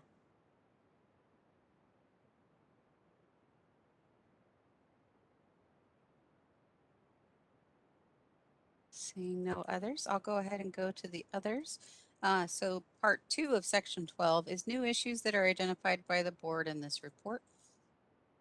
So one of the issues the board has been working on is the audiology licensing requirements and how the 12 months of satisfactorily completed supervised professional full-time experience under graduate program, the doctoral program, and also with the statutory provision that it is following completion of the didactic and clinical rotation and requirements.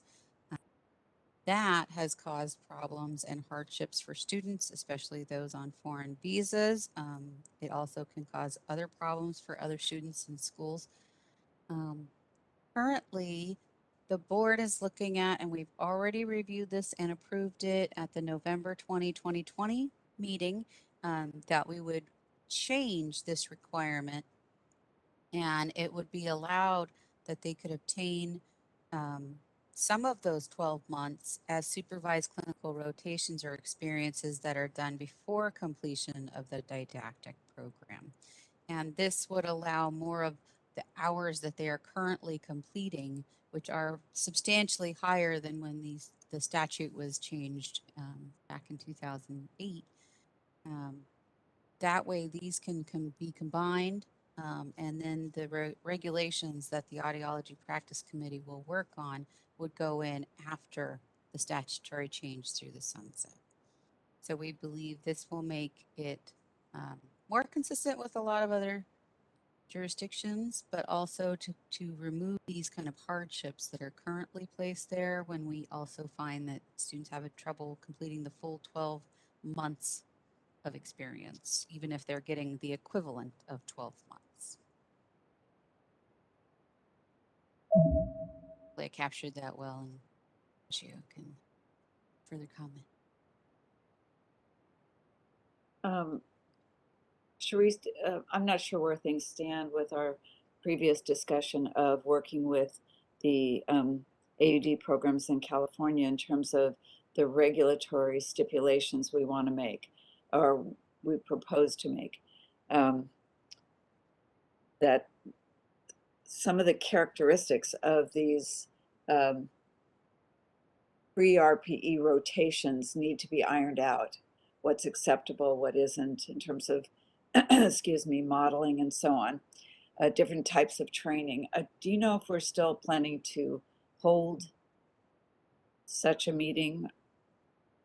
Yes, but we still need to work on our survey to send out so that we can gather the data we wanted to prior to that meeting. So I would expect our regulation discussions to resume next spring, is my guess, after we get the survey out. Okay. All right. Thank you. Are there any other board questions or concerns on this one?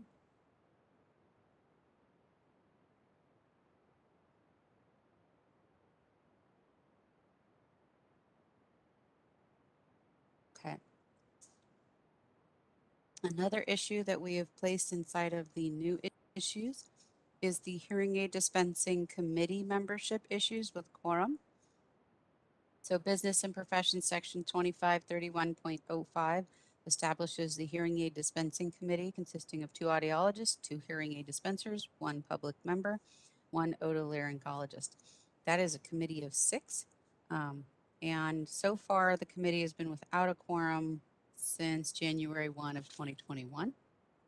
The size of the committee is unusually large, and it's statutorily mandated, which means it is required by law that is those members sit on this committee. And it's unusually large since we are a board of 9 members. So 6 of the 9 members are on the one committee. We know that this statute was part of the when the legislature combined speech language pathology and audiology board with the hearing aid dispensers bureau, this was a outgrowth of that combination. And we don't mean to take away from that, but it is oddly specific and oddly large. So I think this is our effort to ensure that the hearing aid dispensing committee can not only meet, but actually take action on issues before it. So we met yesterday, but a lot of official actions weren't taken. And so what we would be recommending is to change up the committee so that it didn't have to be so large, to be 6 members, and also to give some flexibility. So in order to do this, the board board staff and the Sunset Committee are recommending that only one of the 2 licensed audiologists on the board should need to be, or to be statutorily required to be on the committee. And then also, instead of having 2 public members, so that it's two public, 2 hearing aid dispensers and 2 audiologists, that there's 1 public member of the board on the committee, and that if the position, so that it would be the physician and surgeon who is board certified in otolaryngology. If the position is vacant, however, such as it is now, where we do not have a board certified otolaryngologist on the board at the moment, that it could be filled with an alternative public member of the board so the committee can continue its work. So this would provide the board with greater flexibility, especially since it is the interesting statutorily mandated committee, which is not very common. So does the board, this would bring the board's, the hearing aid dispensing committee down from a 6-member committee to a 4-member committee. And that's always just the kind of the minimum. So the statute would require it if the board chair decided, hey, I want it to be a 5-person committee, they could do that as well. But they would have to at least meet the statutory minimum. Are there any questions regarding this?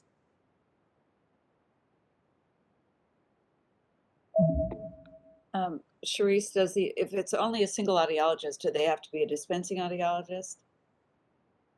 Currently, it doesn't say that, and that would be up to the board chair. Typically, it seems we've always had both audiologists are dispensing audiologists, but presumably the chair would have the authority to choose between the 2. I mean, obviously, the preference would be for a hearing aid dispensing committee to have the dispensing audiologist on there if we somehow did have an audiologist that wasn't a dispensing audiologist on the board. But leaving it open kind of leaves you as the chair the ability to fill it in the meantime if it's not available. I see. Do you expect the board to take any action on that today, or is this just continuing discussion within the sunset review? Just continuing discussion as a sunset review, because what the board is going to do is once this is one big, enormous full report, the board's going to approve the report in its entirety. So if there are concerns with the lowering of the number from 6 to 4, we can definitely talk about it now. It can be talked about again at the November 5th meeting as well. So if there are policy concerns with it by any members, it's a definite good time to have those discussions. Okay, Paul? Yes, I just wanted to add that in going over this document, while we're not taking action, we are looking for direction from the board. And, you know, in a case like this last proposal, we want to make sure that we're on the right track and that the board is, excuse me, the board is in agreement with the direction we're taking. Thank you.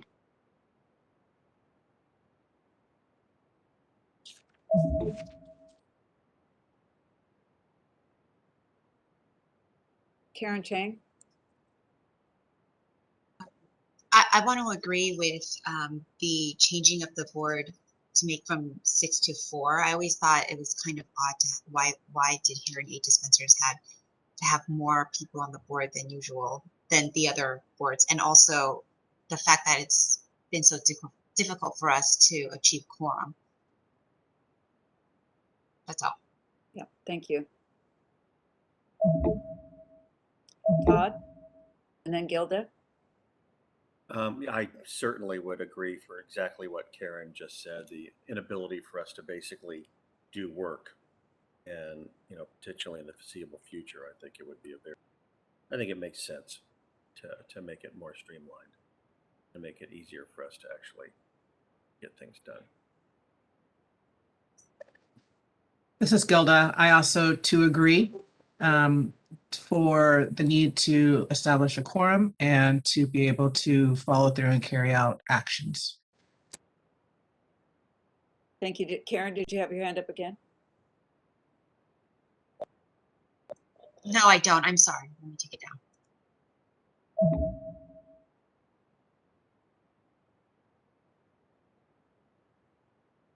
Okay, any other, oh, Debbie. Just piping in a second to say I agree as well. Thank you. That's all. Okay, thanks.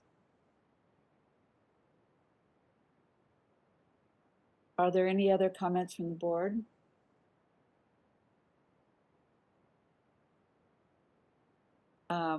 Before we open it up to public comment on this discussion, Sharice, is there anything more you wanted to say about the sunset review approach? I have a few more sections to go over, and then we'll be ready to go to public comment, I think. Okay, okay, go ahead. So the other issue is under new issues is persons deemed to meet requirements. That's essentially the equivalency. And as we talked about in the prior sunset issues, we again want to propose that the certificate for clinical, sorry, I'm saying it wrong because I'm looking at the wrong space, certificate of clinical competence in audiology, as well as the, what's my place? The American Board of Audiology certification by the American Academy of Audiology be allowed to be considered deemed equivalent. So it's a kind of while it's not a traditional reciprocity agreement, it is a streamlined way to get licensure within the state of California, and that it should be available not just to those that graduated under the old provisions after before December 31st of 2007, but also those that graduated after. I think this would enhance consumer services for all Californians by allowing outside or licensed in another state with these certificates to come and practice in California. And so that would just go ahead and add a provision to Business and Professions Code 2532.8, allowing that certificate of clinical competence or the American Board of Audiology certificate to be deemed equivalent to meeting the licensure requirements. Does anybody have any questions on that one?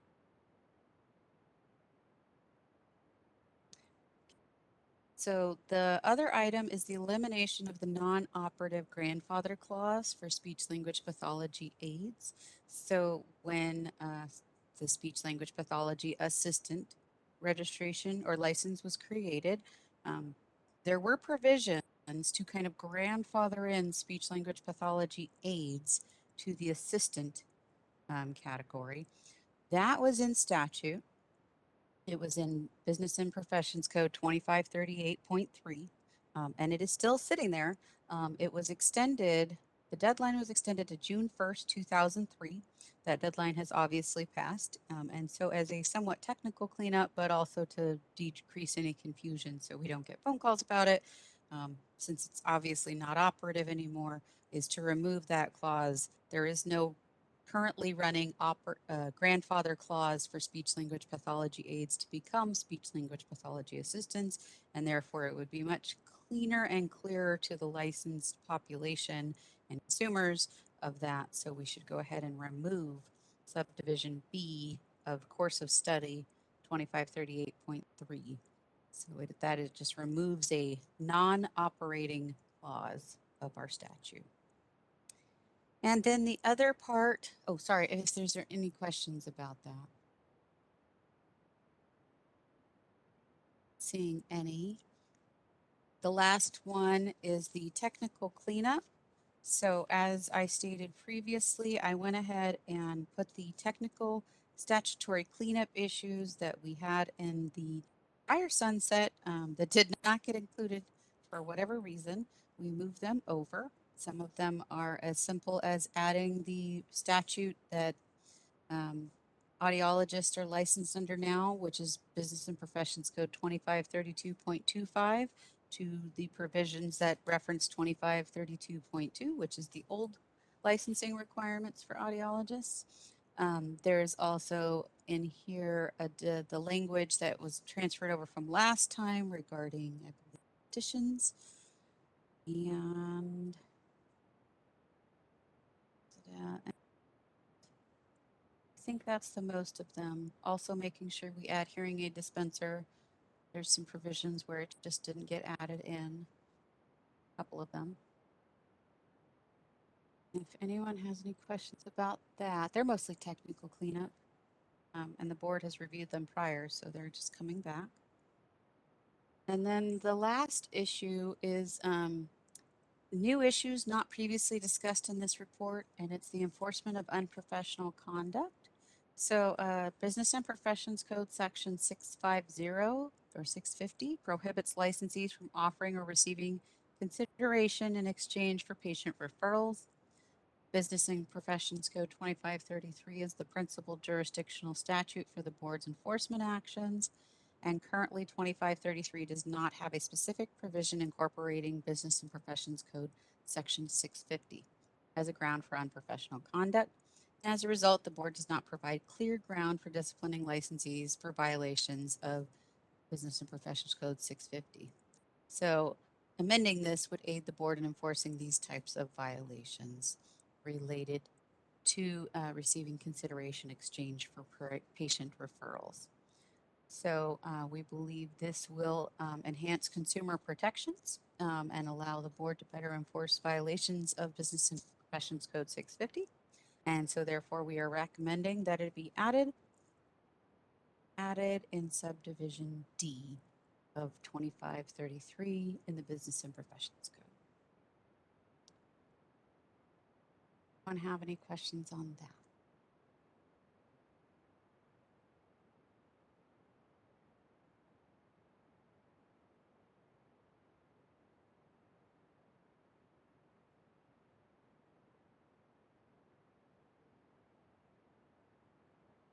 Seeing none. Dr. Raggio, did you want to go ahead and go to public comment then?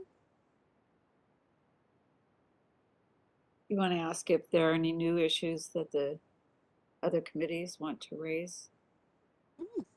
Yes. If there are any issues that we have not identified that are statute that we could be fixing, happy to entertain those and work on adding these to the report.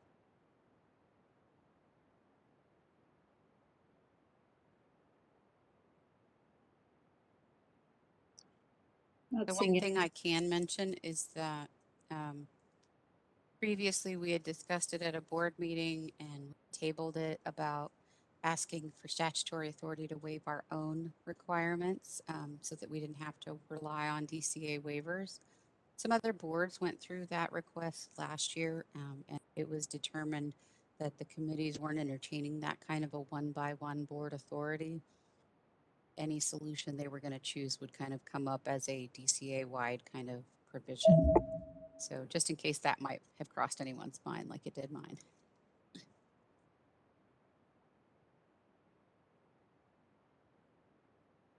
Are there any further board comments or suggestions for new issues?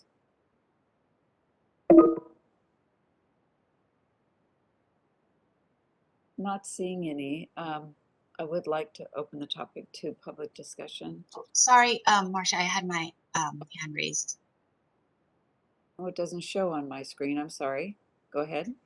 I'm not sure if this is a statutory requirement, and I know that we've discussed this before.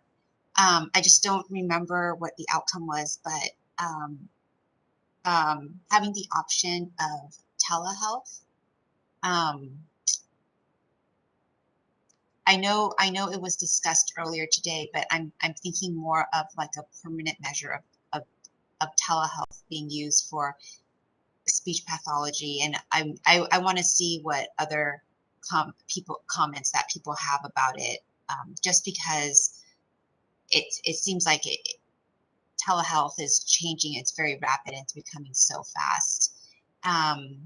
Yeah, so that, and then I know there was another. This is definitely not from the regulations, but I know there was another one that we discussed just briefly about a year ago or so about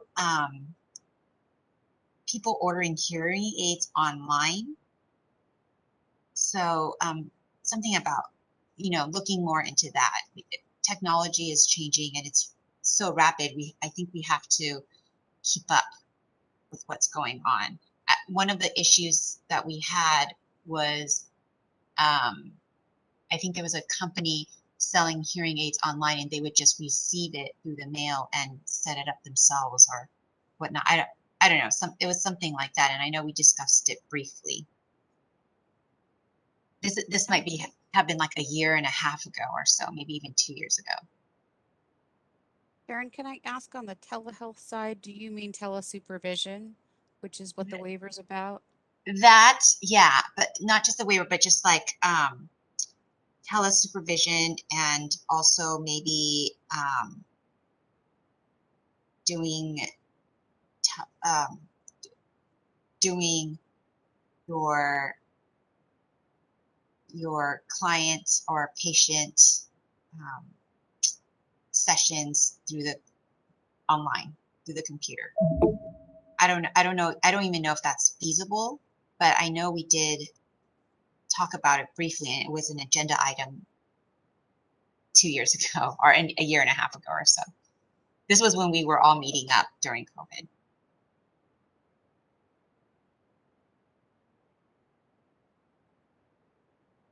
Because I'm thinking telesupervision is actually part of the regulatory requirements, so that's not part of the statute. So right now it's the in-person requirement, and I believe we already have the package for RPE direct supervision, which would allow up to half of these 8 hours of direct supervision to be provided via telesupervision.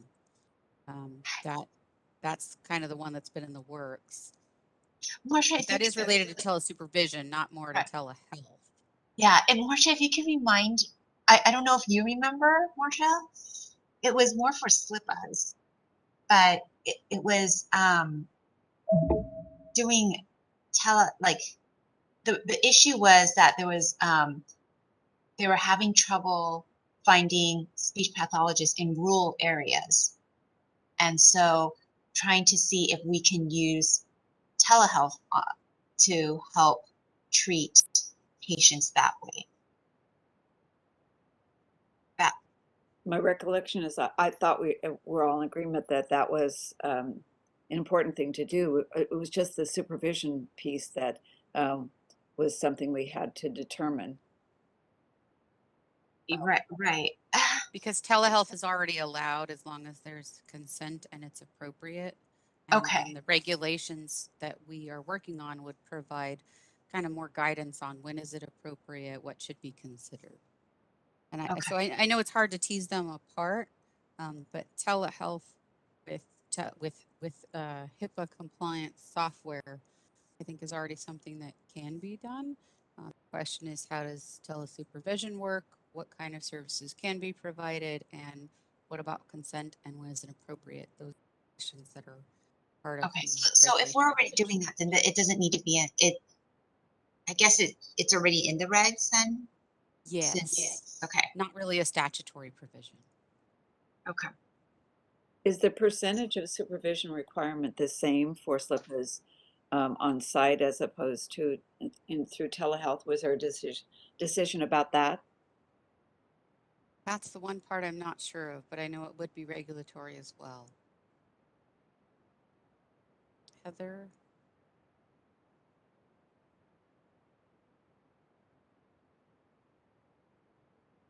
Heather be able to provide some information on the SLIPA supervision? I don't remember if we were providing telesupervision in their section as well.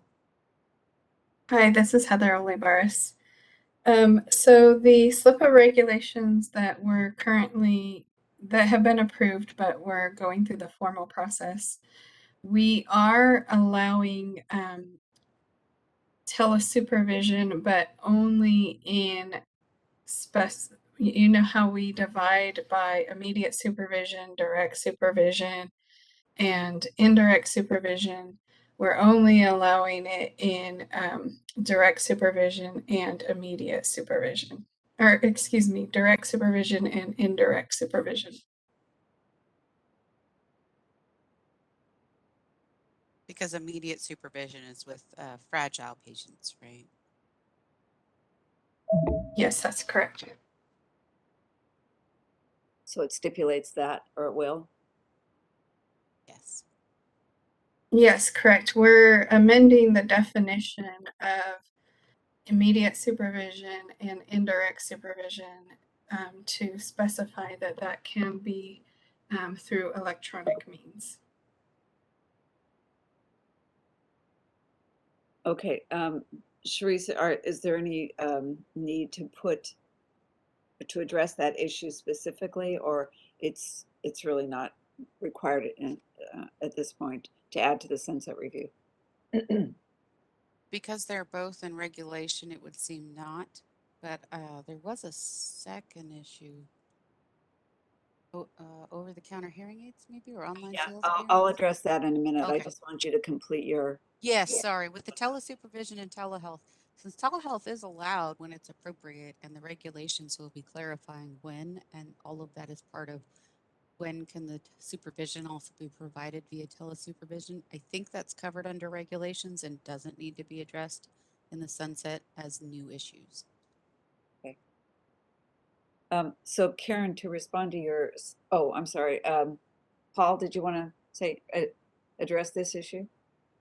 I was just going to ask for clarification, and I think you were going to ask the same question on on Karen's question regarding whether we're talking about over-the-counter hearing aids or online hearing aid sales. I think she had a question regarding that issue. Yeah, I was going to address that once we got through the other issue. Although you could as well. But Karen and other board members, you may or may not be aware that the Attorney General put out a public or consumer alert about the some of the pitfalls of purchasing hearing aids online or over the counter, primarily talking about online sales and some of the dangers associated with that, as well as doing online hearing testing. And that was published already. And I think we are in the midst of working on a DCA's equivalent statement. I believe that's correct if Paul wants to talk more about that. That we are working on that statement to come out from DCA specifically that will mirror to some extent what the AG said. Lastly, the FDA was going to publish its regulations for over-the-counter hearing aids a long time ago. I believe they originally were going to put them out in March of 2020. That became summer, fall of 2020, and it still has not come out. President Biden did ask for those regulations to be out in 120 days. Nobody thought that was really going to happen, but I do get updates once in a while that it's imminent that these regulations will come out. Once they do, then I think we as a board can look at what they're requiring and take some steps accordingly to protect California consumers. Okay, great. Thanks for the update. I didn't know that the AG office was sent out a release. Yeah, I asked how the public sees those, and apparently there's a number of different ways, but because I was fearful that not enough people would see it. So that's interesting that you didn't see it. Paul, do you want to address at all, or Sharice, how this is distributed so that consumers and professionals see this kind of alert? Well, the first place obviously is in the news release that the Attorney General's office put out. We're also putting it out as far as our information. I believe there's a link on our website to it, and we send this information out to interested parties. The issue of online sales is a bigger issue that the board may also want to consider, because we have statute right now that puts restrictions regarding sales by catalog or direct mail. Those laws were written obviously before the age of the internet. But I think that the intent was the same. The intent was for us to protect California consumers who at that time were buying hearing aids through catalog or direct sales. Now that there are so many online companies, how can we protect those consumers? Well, putting out information is helpful. The Attorney General doing that was great, but we still have to have some laws that help us enforce it. And if we looked at a Business and Professions Code 2538.23, and I think that's the section that deals with hearing aid dispensers, we probably have a similar code in dispensing audiology law. The board may want to look at that and maybe even get some advice from our legal counsel on what direction we could go there if this is something that we would want to tackle here. And what I mean by that is right now the law is specific to sales of by catalog or direct mail. Would we want to make an attempt to expand this to online sales? I actually think we should, because not many people purchase from catalog Right. or direct mail. However, if I was a consumer and I had no idea about any of this, I would look online first, right? Because I'm part of the generation that's taking care of my parents that might need a hearing aid, and my part of the generation, we look online first, and it'll come up. So I don't know. I don't know what the best remedy is, but definitely we should probably at least put it in some type of law that not only do we include direct mail and catalog, but also internet online sales. Can I just verify that we do not need an FDA waiver to make that designation? No, because we're talking about the sale of hearing aids, not the sale. Over-the-counter hearing aids are, we don't know yet, but we make an assumption that it's going to be outside of our jurisdiction because of the way the federal law was written. But what I'm referring to here is those things that are classified as hearing aids by the FDA. Which of The course, devices that are classified as hearing aids. yes, so the OTC hearing aids are changing their classification to be considered hearing aids. But I think we had this conversation before. I'm not sure if Michael wants to weigh in, that we don't need a wait. The board waited 5 years just to respond to Karen's comment, trying to get a waiver to allow us to change that language to include online sales, because it only said catalog, and that restricted us from acting on it. But I think in the long run, we said we actually don't need that waiver after waiting all that time. But I don't know for sure.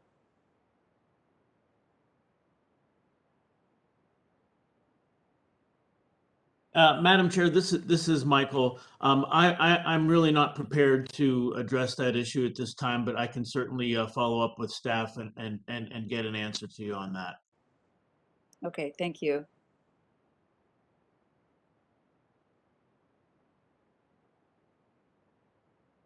Okay, any other board questions or new issues you'd like to see in the sunset review beyond what we've already talked about?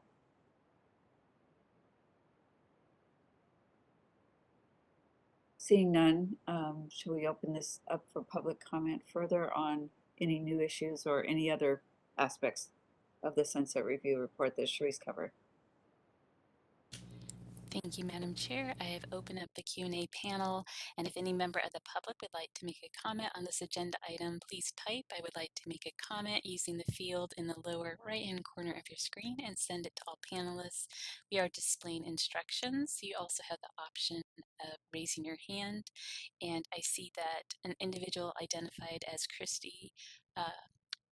We've got Beverly Dunbar up first. So Beverly, I'll let you know when you're unmuted, and please remember you have 3 minutes. I'll give you a 30-second warning. So you should be able to unmute yourself. There you go, you're unmuted. Hello, thanks again for allowing me to public comment. In case I didn't introduce myself properly before, I'm Beverly Dunbar. I am a speech pathologist and I coordinate the speech language pathology assistant program at Pasadena City College. I would like to actually ask a question, but I don't know if that is appropriate in this public comment section. Is there opportunity for me to find out if I can ask some questions? I believe you can ask questions. Okay, great, thank you. So ultimately, my question comes down to the aid and the assistant designations, and I understand that the entire board focus is consumer protection, and I just remain concerned that because the aid role is not clearly defined, it can be defined by the supervisor, it could easily encroach upon the very clearly defined roles of the assistant. And so I'm just wondering how do we rectify that there seems to be encroachment? Perhaps I'm misunderstanding it.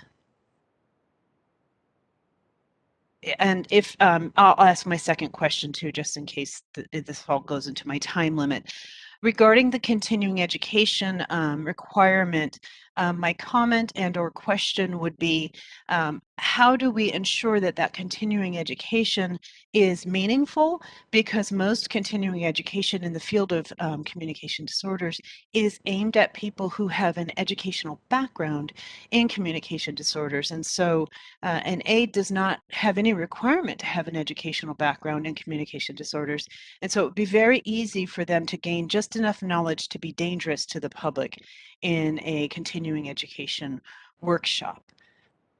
So those are my questions and my comment. Thank you.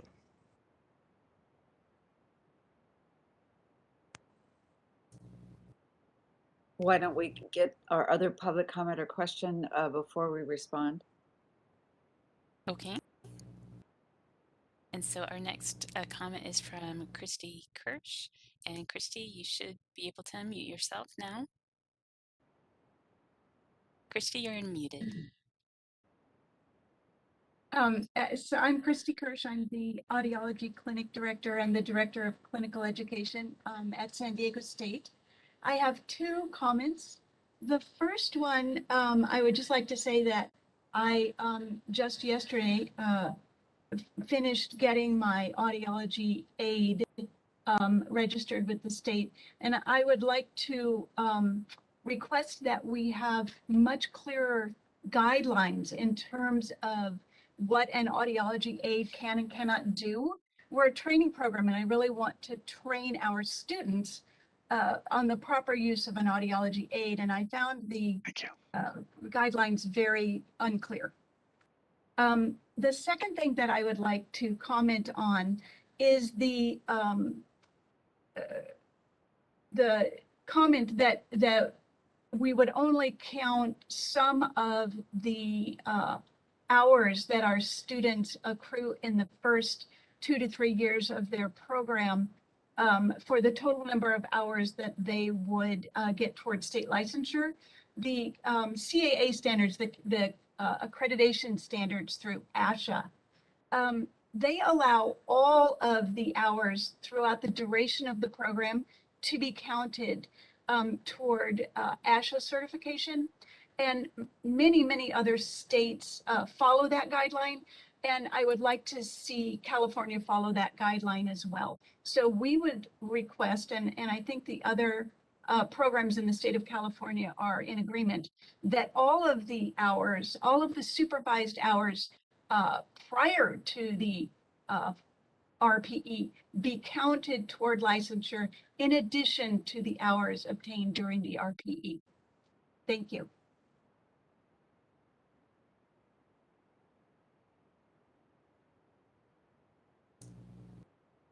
All right, this is the moderator. I see no additional raised hands or comments in our Q&A panel.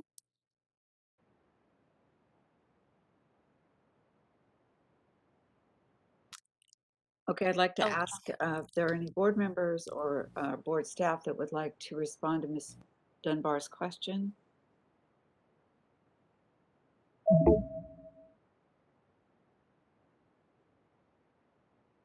Dr. Raggio, this is Paul. I think that Ms. Dunbar raises some good issues that we will consider in our analysis. And I think we spoke of some of those issues, but definitely something for us to consider when writing our analysis and coming up with our direction. Thank you. Okay. In terms of Ms. Kirsch, we're aware of the issue of trying to determine what aides can and cannot do.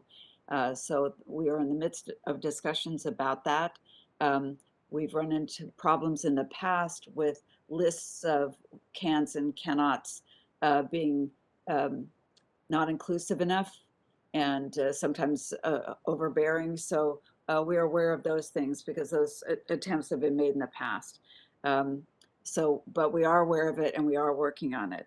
We're also gathering information from the AUD programs throughout the state about how they view all supervised hours, whether those can all be counted, and the character of that experience, whether all experiences will be counted as well. So we are in the midst of dealing with that issue as well. So your point is well taken, and we will be addressing that soon with your input as well.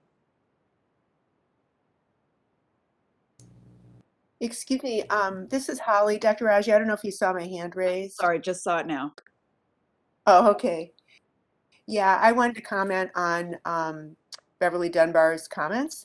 I have to say that it's my opinion that I would rather see the determination of aides for speech pathology aides, but I know that's not an option. And I think there can be confusion with instructional aides in schools. I understand your concerns, and I think with our options right now, really focusing on that not only the roles and responsibilities of the speech pathology aides, but also the level of responsibility of the supervisor and their presence needed in the room where the aide is if they're working with patients or students is extremely important. So I just wanted to say I understand your concerns and believe we are addressing those.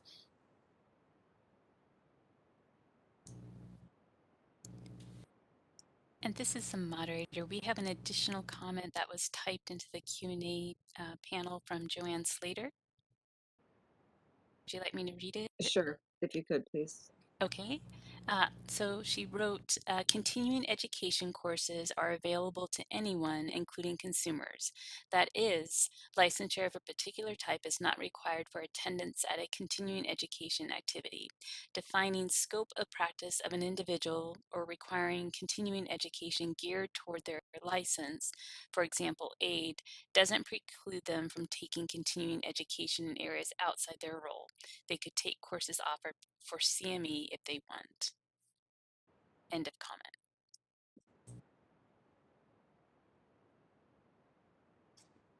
Okay, does anybody want to respond to that? Gilda?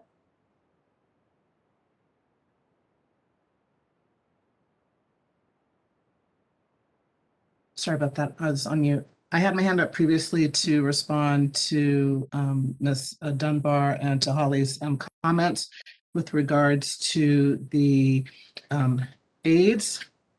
The current registration of an aid document does leave the duties very vague in aspect, and leaving it up to the supervisor to determine what tasks they're going to be doing. So it states on there that list all the duties the aide will perform. For each duty listed, describe the method of supervision. And then in bold, it says, please be very specific. So again, adding the specific clarifications and, I guess, for lack of a better term, job duties and responsibilities that both the supervisor and the aide would hold themselves up to is I think important to address and have that documented in writing as a reference and have them held accountable to.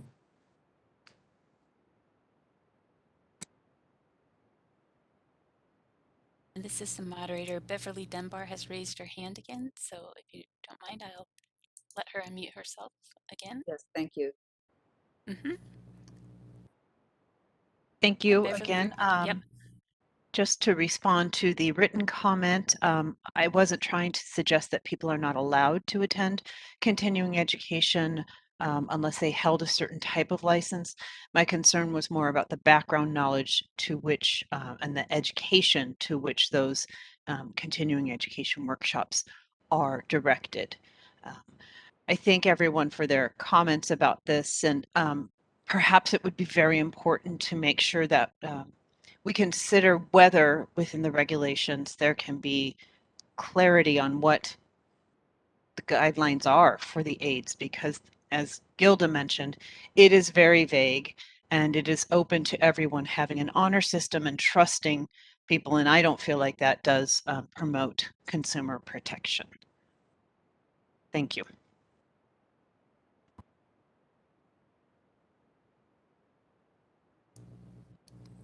All right, this is the moderator. I see no further requests for public comment.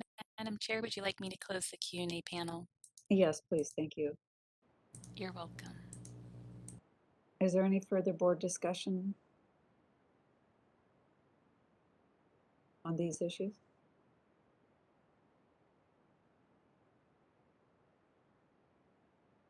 Seeing none, as we approach the noon hour, we do have a number of topics to cover this afternoon. So I was considering that we might break for lunch at this time, but make it a relatively short lunch. So we might be back at 12:30 to wrap up the remaining items, but to give them their due time. So if everybody is in agreement with that, I'd like to adjourn for lunch, and we'll come back at 12:30.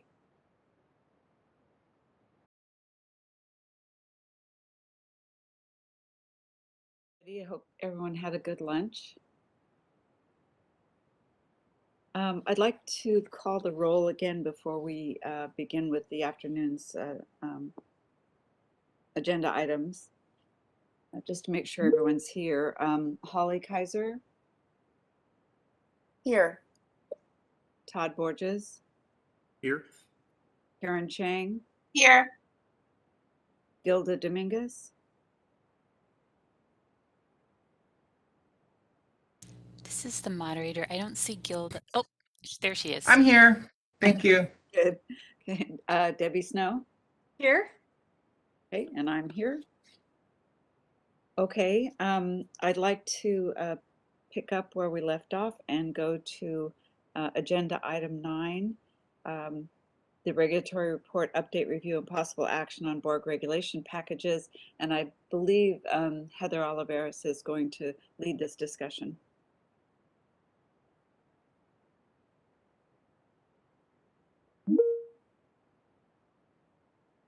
Good afternoon, Heather Olivares, Legislation and Regulation Analyst.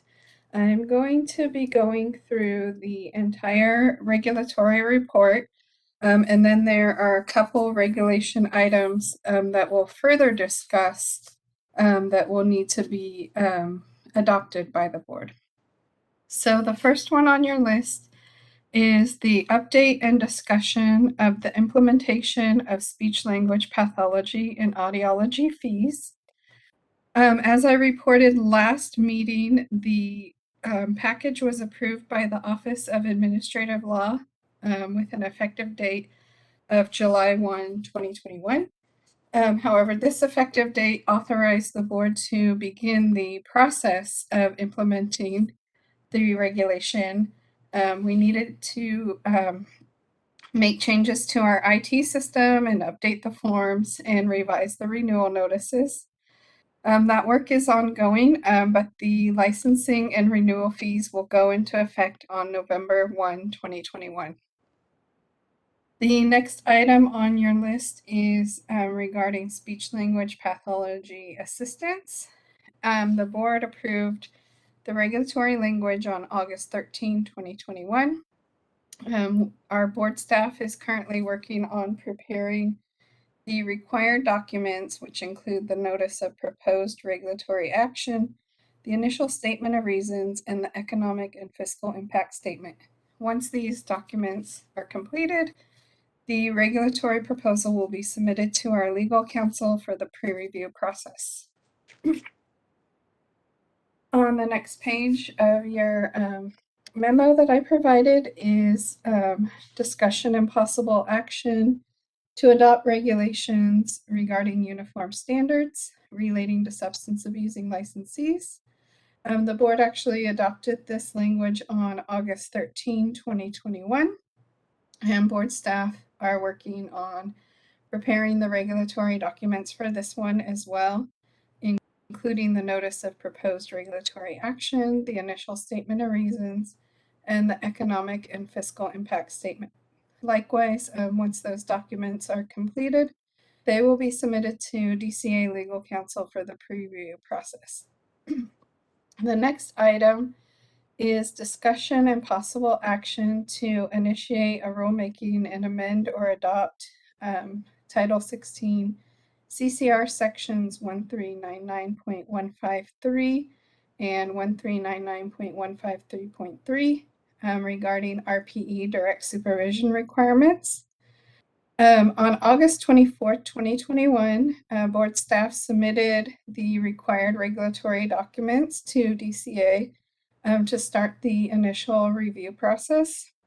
As part of this process, our legal counsel identified changes to the regulatory language for review and discussion, and we will be reviewing these changes and adopting revised language in a little bit. The next one on your list is discussion and possible action to adopt regulations regarding dispensing audiologist exam requirement. And this regulatory proposal is in the regulation development phase. Board staff has recently received feedback from DCA legal counsel, and we are working to further develop this language, which we will have at a future agenda item. And then finally, on the memo I provided is discussion and possible action to amend regulations regarding board location and processing times.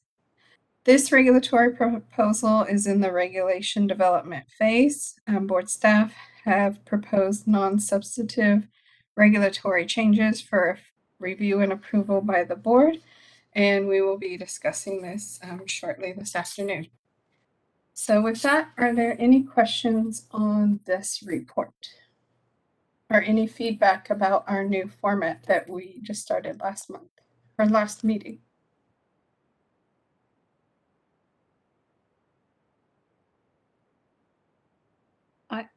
Holly Kaiser? I would like to comment on the format. I love the chart that shows us where you are in the process. It's really helpful. Thank you.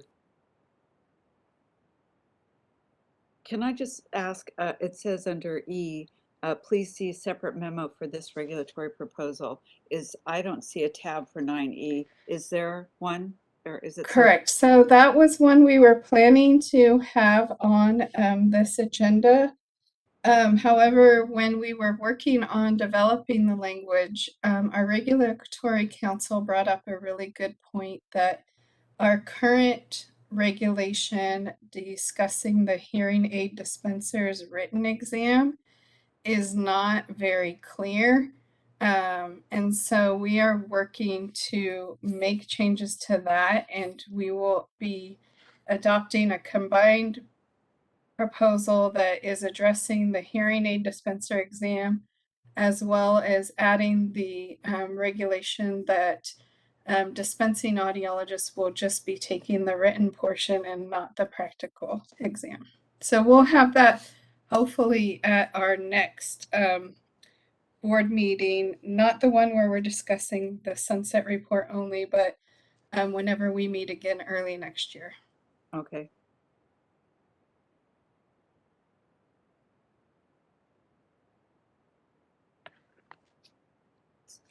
So Heather, as you mentioned, a couple of these items do require discussion and a motion. I think that was item D. Correct. Item D and item F. So I wanted to cover this report first, just in case there were any questions of the status of anything. But if there's no further comments, then we can go to item 9D.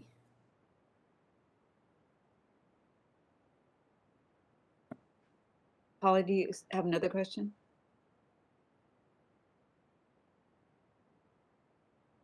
No, I'm sorry. I'll take down my hand.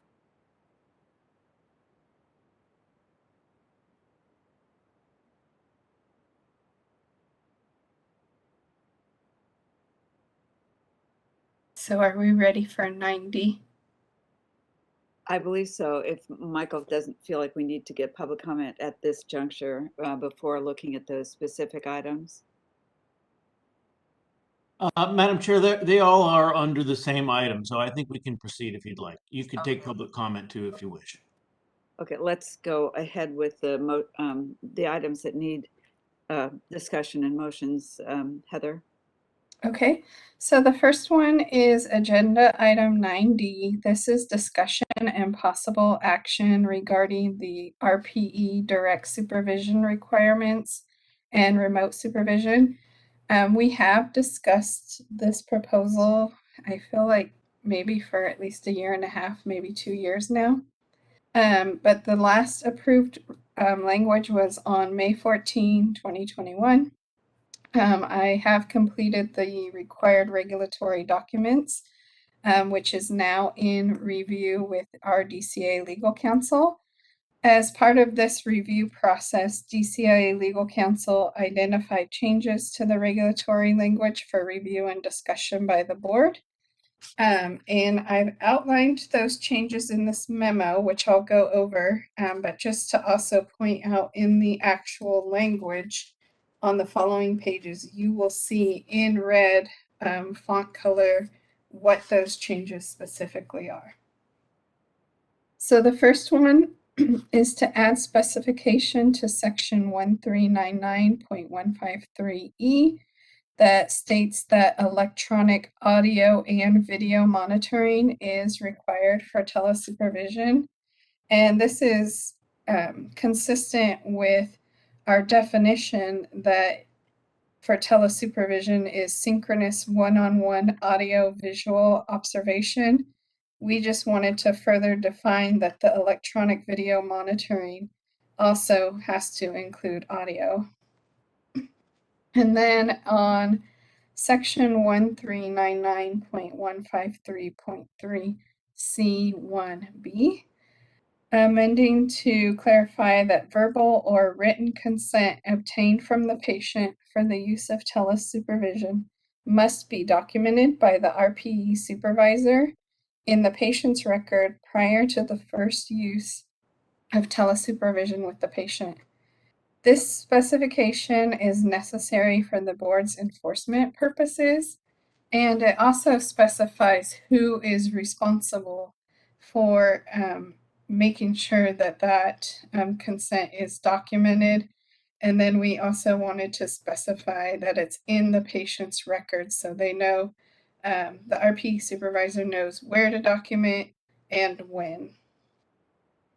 And then the next change is to section 1399.153.3 C1C and D, which clarify that one provision is an evaluation of the functions the RPE temporary license holder will perform, and one provision is an evaluation of the functions the RPE supervisor will demonstrate. Previously, it was a little unclear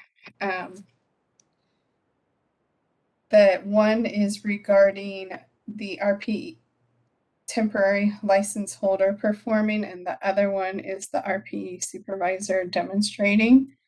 So we believe we did keep the intent of the board with these changes, but made it more clear that these are two separate things that must be done in order to do telesupervision. And then the next one is a grammatical change to section 1399.153.3 C1F, This change is just, it's minor to kind of go with the way the rest of the sections, the provisions here are formatted. It just helps with the readability of the regulation, but it doesn't really change the intent. And then finally on section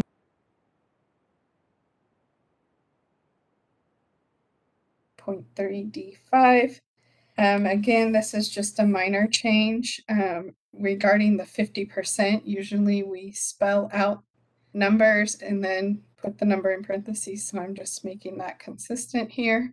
And then we are adding the language to specify that this rule must be met whether it's provided by direct supervision or telesupervision. So with that, I will entertain any questions, or if the board feels there's anything else that needs to be amended or clarified in this language. I believe we do have our regs council online as well. So we can make any changes if the board thinks things need to be further clarified as well.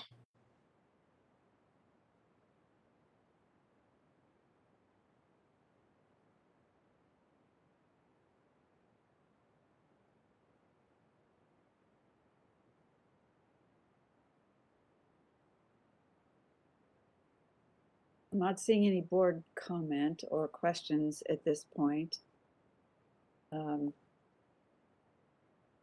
We need to make a motion to approve this this proposed regulatory language for sections 1399.153 and 1399.153.3, as well as direct the board staff to submit this text to the Director of the Department of Consumer Affairs. The Business Consumer Services and Housing Agency for review. Would anyone like to make that motion? And I just want to point out there's recommended motion language on the back of the memo that was provided by our legal counsel. Okay, thank you for that. You can see that on page 2.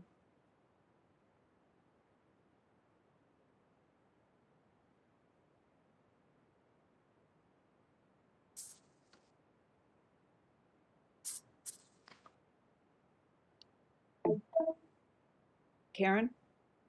I make a motion to approve the approved regulatory text for sections 1399.153 and 1399.153.3, and direct board staff to submit the text to the Director of the Department of Consumer Affairs and the Business Consumer Services and Housing Agency for review. And if no adverse comments are received, authorize the executive officer to take all steps necessary to initiate the rulemaking process. Make any non-substantive changes to the package and set the matter for a public hearing if requested. If no adverse comments are received during the 45-day public comment period and no hearing is requested, authorize the executive officer to take all steps necessary to complete the rulemaking and adopt the proposed regulations at sections 1399.153 and 1399.153.3 as noticed. Is that good? Thank you. Gilda? At this point, it needs to be seconded. It does? I second. Thank you. Is there any other board discussion?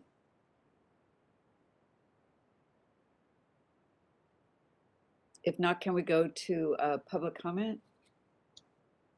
Thank you, Madam Chair. I will open up the Q&A panel, and if any member of the public would like to make a comment, you can type that you would like to make a comment using the field in the lower right-hand corner of your screen and submit it to all panelists. You may also raise your hand. We are displaying instructions and we'll give you a moment.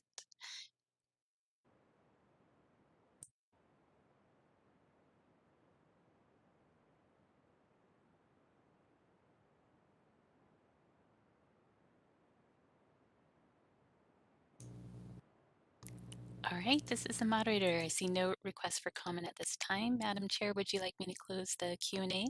Yes, thank you. You're welcome. Okay. A motion has been read and seconded, has been made and seconded on this issue, and we'd like to hold a vote. Sharice, if you'd like to call the vote. Absolutely. Dr. Raggio, Aye. Ms. Kaiser, Aye. Mr. Borges, Aye. Ms. Chang, Aye. Ms. Dominguez, Aye. Ms. Snow. Aye. Motion carries. Motion carries. Okay, do you want to go ahead, Heather?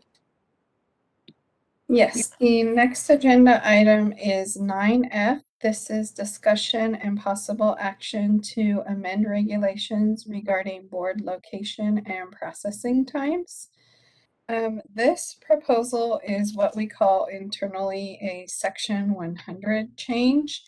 And basically, Section 100 is in the California Code of Regulations, under Title I, which is under the purview of the Office of Administrative Law. And this basically authorizes state agencies to revise regulations without complying with the formal rulemaking process if the change does not materially alter any requirement, right, responsibility, condition, or prescription of any regulatory provision. Changes without regulatory effect include deleting a regulatory provision for which all statutory or constitutional authority has been repealed. There are also a list of other regulatory changes that would be considered a Section 100 change. I won't go through all of them, but basically this proposal that we are presenting today would fall under the Section 100, which means that we would still go through the DCA internal review process, but then we would submit it to OAL. There would be no public comment period. OAL would just review it, make sure it does in fact fall within this Section 100, and then the regulations would be formally adopted through a much abbreviated process. So I will outline what our changes we are proposing. If you want to turn to the actual language. The first change is obviously since the board recently relocated and our address does appear in regulation, we now need to update it with our correct address. So that is the first change. And you will see that same change mirrored on the next page in section 1399.150.1. Then the other changes we are proposing are regarding the processing times that currently are in regulation. And these regulations were adopted because there was a prior Government Code section 15376 that required state agencies, including the board, to adopt regulations regarding their procedures for considering and issuing permits, which also was interpreted to mean our applications. And so the board had previously adopted 16 CCR sections 1399.113 and 1399.151.1 to implement this government code with respect to permit processing times. However, the entire act that was adopted has since been repealed by Assembly Bill 1757 as part of budget trailer bill language, and therefore specifying processing times in regulation is no longer necessary since the underlying statute has since been repealed. If the board does choose to move forward with this regulatory proposal and eliminating the timelines, we are also proposing revisions in section 1399.160.6 and 1399.170.13, which include a cross-reference to provisions that would be repealed And then, so if we move forward with that, these sections would also need to be amended. So with that, I'm happy to address any questions that the board or the public may have.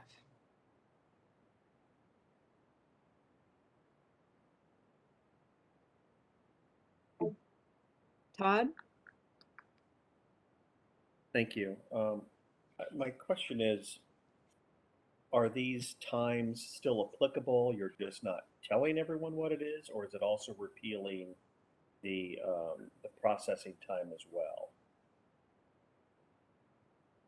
So my understanding is that the way the regulation is currently written is there's certain steps in the process that we have to meet, you know, their targets. We need to do this step of the process by a certain amount of time, and then the other step of the process in a certain amount of time.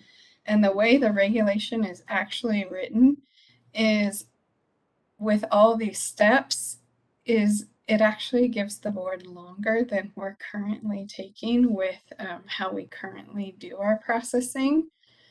So my understanding, and if you want further details, I believe we do have our licensing coordinator online as well. But it's just not necessary because the steps that are outlined is not how we're currently doing our process anyways. We're doing it much more streamlined where we are basically beating these timelines, if that makes sense. This is Sharice. I'm going to go ahead and chime in. So if we take a look at 1399.151.1, you'll see in A1, the board has 37 days to inform the applicant in writing whether the application is complete or not. And then if you go to the next step, we have another 37 days whether or not to tell you the our decision on whether it meets the qualifications. So we have 37 days just to tell you if you submitted all the necessary documentation, then another 37 days in order to tell you if we're actually going to approve you because it's complete and accepted.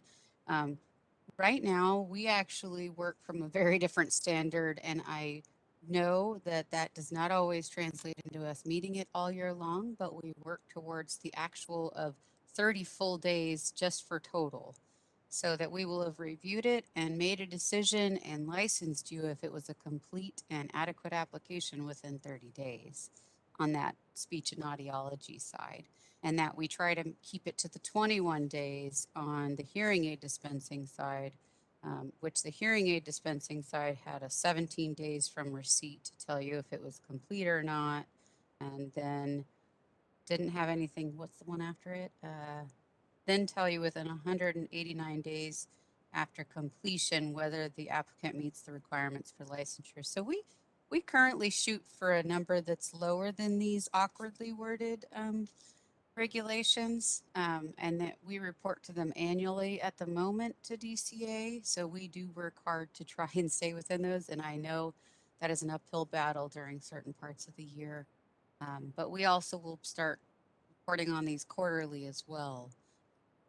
This will be posted to the website through a link to DCA's portal so that people can see quarterly data. So currently we shoot for a number that's lower than what's in the reg, especially since the regs are kind of awkwardly worded and allow a bit of time. But that's kind of how we do it now. So if there isn't a need to put this in regulation, it seems that we should just go ahead and go with the parameters set forth and that we're following with DCA rather than putting them in regulation. Again, regulations aren't always the fastest to change. So that might be one of the reasons why here. If it's not statutorily required and we are shooting constantly for a number that's currently lower than what's in the reg, it seems like it's time to pull that out of there.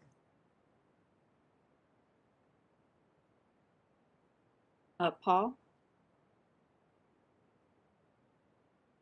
I just had my hand raised. I think I was going to say exactly what Sharice is saying. This is just an example of a regulation that is not necessary anymore. It's outdated, and I think we want to emphasize the important codes that exist in reg and in our regs, and we should be outperforming this all the time.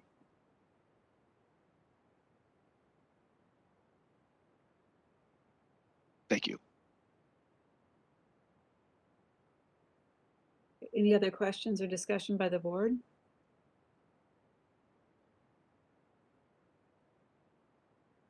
Seeing none, it looks like we do need a motion to, and I want to make sure that we do this correctly, to accept the amended section 100 changes that are being recommended here in terms of board location and processing times. I don't know if part of that amendment also has to do with directing board staff to take some particular action as well.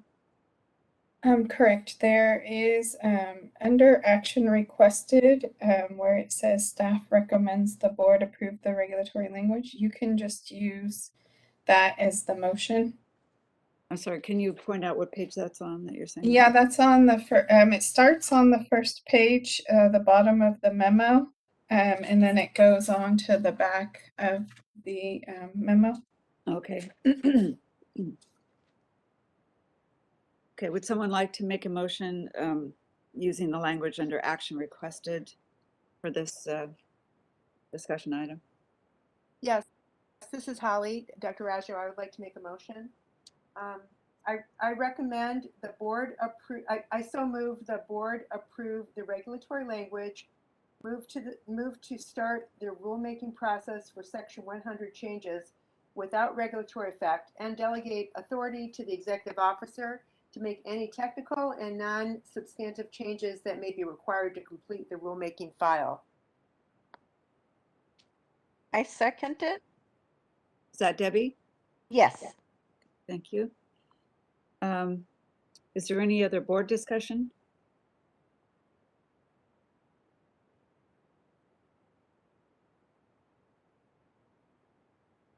Seeing none, can we ask for public comment on this motion? Thank you, Madam Chair. I am opening up the Q&A panel, and if any member of the public would like to make a comment on this agenda item, please type comment in the field in the lower right-hand corner of the screen and submit it to all panelists, or you may raise your hand. We are displaying instructions and we'll give you a moment.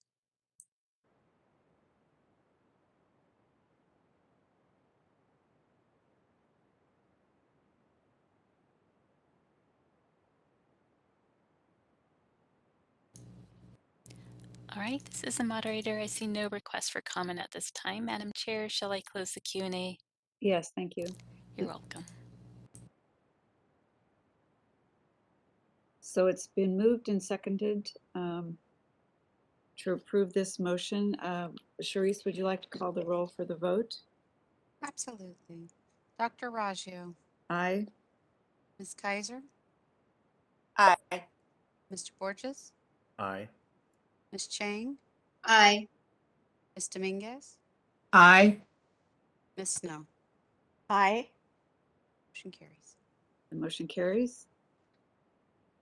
Okay, thank you, Heather. And I think you're up again for our next agenda item under tab 10, legislative report, update, review, and possible action on proposed legislation. Yes. In my legislative report, I started with some legislative calendar and deadlines. Recently, the legislature just adjourned for the year on September 10th, 2021. So that was their last day to pass any bills for the governor to act on. The governor is currently in his last few days to sign or veto bills. He has until October 10th to act on any legislation that has been sent to his desk. Anything he signs will take effect on January 1, 2022, unless the law specifies a different date to take effect. And then on January 3rd, 2022, the legislature will reconvene and start the second year of the 2-year legislative cycle. So some legislation I want to discuss. Heather, can I ask a question? Yes. What is the last day to submit new bills to the legislature? Isn't it in January sometime? Usually it's, well, so they don't have the calendar out for next year yet, but any bills would need to be into Ledge Council sometime around the end of January, maybe early February, and then mid-February towards maybe like February 20th, around there is when the deadline would be for the legislature to actually introduce that legislation. Okay, thank you. Okay, so the first legislative bill on our list is AB 435, which was the board-sponsored bill regarding locked hearing aids. I am happy to report this bill was signed by the governor. And I just want to point out the bill actually went through the process fairly quickly without any opposition. So that was really amazing to see. Just a summary of the bill. This bill requires hearing aid dispensers and dispensing audiologists to provide a purchaser with a written notice if the hearing aid being purchased uses proprietary or locked programming software. The written notice needs to be signed by the purchaser, and the licensee is required to retain a copy consistent with current record retention requirements. So that will go into effect of January 1 of next year. In the next section are some bills with positions that were taken by the board. AB 29 is regarding state bodies and meetings. This is a 2-year bill. It was held under submission in the Assembly Appropriations Committee, and the board did have an opposed position. This bill would have required the board to make all writings and materials for publicly noticed meetings available on the board's website and provided to any person requesting such materials in writing at least 72 hours prior to the meeting, or on the same day the writings and materials are provided to board members, whichever is earlier. This bill would also prohibit the board from discussing or acting on any items not provided in advance of the meeting as required. The next bill is AB 107 regarding licensure for veterans and military spouses. As of yesterday, this bill was still on the governor's desk waiting for him to either sign it or veto it. And this bill would require boards to issue a temporary license within 30 days to applicants currently licensed in another state who are married to or in a domestic partnership with an active duty member of the military currently stationed in California if the criminal background check does not show grounds for denial. The temporary license would be non-renewable and would expire 12 months after issuance upon issuance of a permanent license or upon denial of an application for a permanent license. The board did have an opposed unless amended position on this bill, but I'm happy to report the bill was amended to address the board's concerns by adding the provision that the temporary license would expire upon the denial of an application for a permanent license.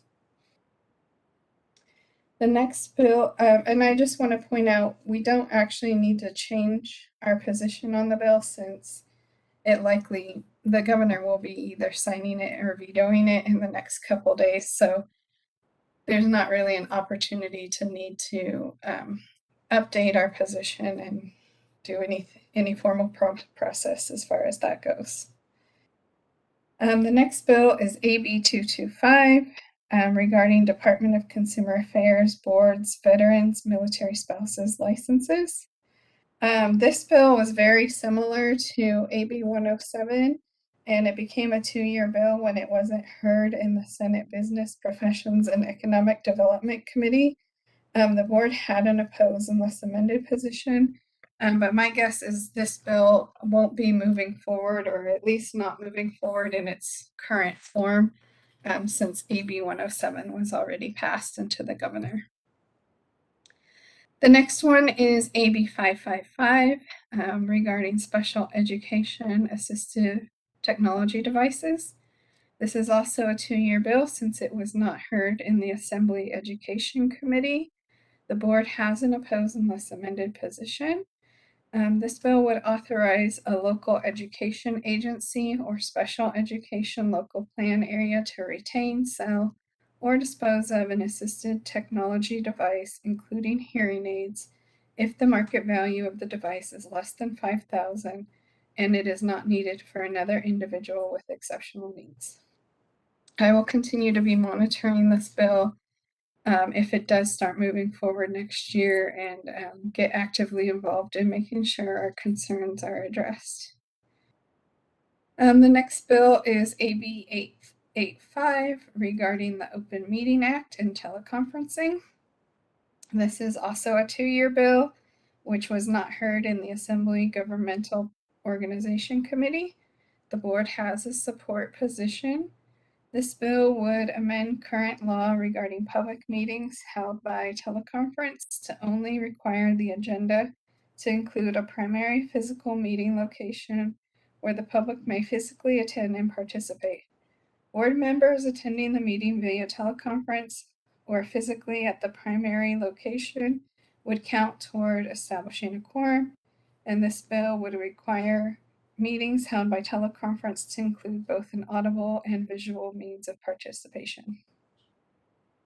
The next bill is AB 1026 regarding license fees for veterans. This is a 2-year bill that was held under submission in the Assembly Appropriations Committee. This bill would require boards to grant a 50% fee reduction for an initial license for military veterans who provide satisfactory evidence with their application. The next one is AB 1361 regarding child care and development services regarding expulsion and suspension. This bill is a 2-year bill. It was held under submission in the Assembly Appropriations Committee. The board has an opposed unless amended position. This bill would require specific actions to be taken prior to disenrolling or suspending a child due to a behavior issue, and require the use of suspension or expulsion only as a last resort in responding to a child's behavior. This bill includes a provision that would authorize a person with at least a master's degree in speech and language pathology to provide early childhood mental health consultation services. It is unlikely this bill will move forward next year, but I will be continuing to monitor that as well. The next one is SB 772 regarding citations for minor violations. This is a 2-year bill that was not heard in the Senate Business Professions and Economic Development Committee. The board has an opposed position.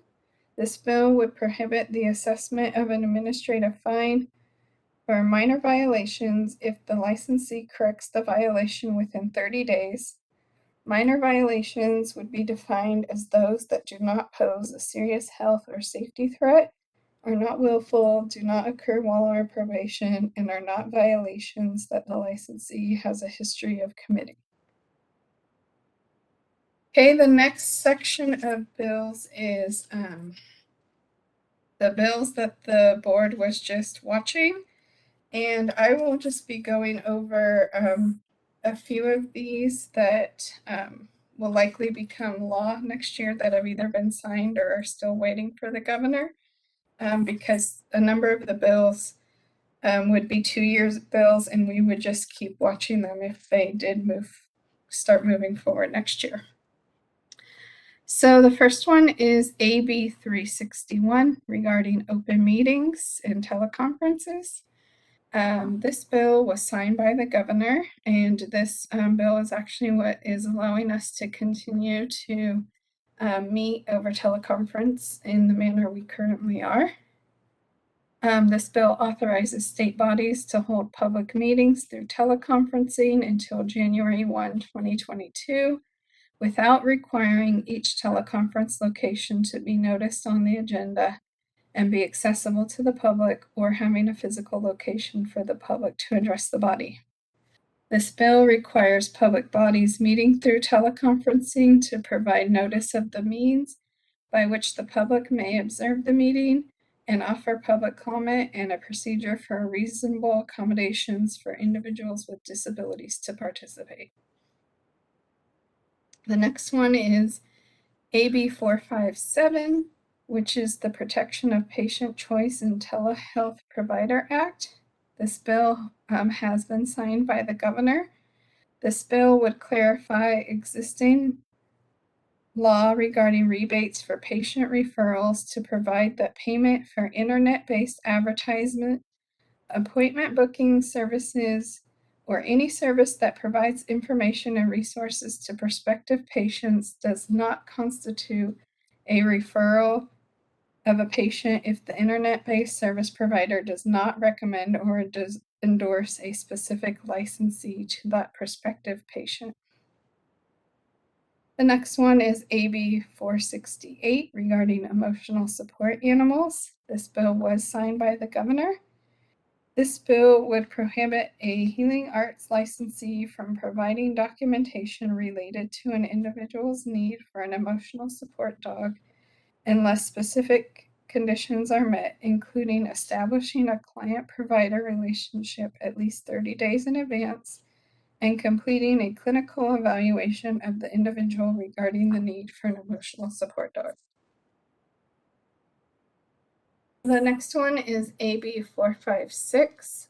This is a omnibus bill for education, and it includes a provision regarding the assessment of a pupil's language and speech disorders in school settings. Specifically, this bill would update terminology to require a speech-language pathology to determine that a pupil's difficulty in understanding or using language results from a speech sound disorder, voice disorder, fluency disorder, language disorder, or hearing impairment or deafness. As of yesterday, this bill was still waiting for the governor to either sign or veto it. The next one I'm going to cover is down at the bottom of this page, AB 1221, regarding consumer warranties. This bill was signed by the governor.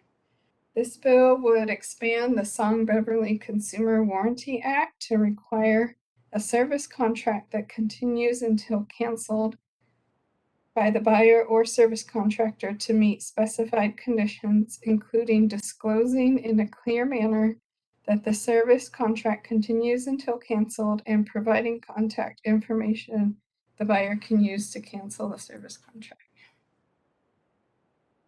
On the next page 7, I'm going to cover AB 1291 regarding state bodies open meetings. This bill was signed by the governor, and this bill requires state bodies that limit time for public comment to provide at least twice the allotted time to a member of the public who utilizes translating technology to address the state body. I just want to point out it already is current law if they're using a translator that they need to be provided double time. This is specifically if they're using translated technology. They also need to have double the amount of time. And then SB 607 is a omnibus bill regarding business and professions. This bill was signed by the governor, and included in this omnibus bill is a provision requiring boards to waive the application fee and initial license fee for applicants currently licensed in another state who are married to or in a domestic partnership with an active duty member of the military currently stationed in California. That specific provision would become effective July 1, 2022.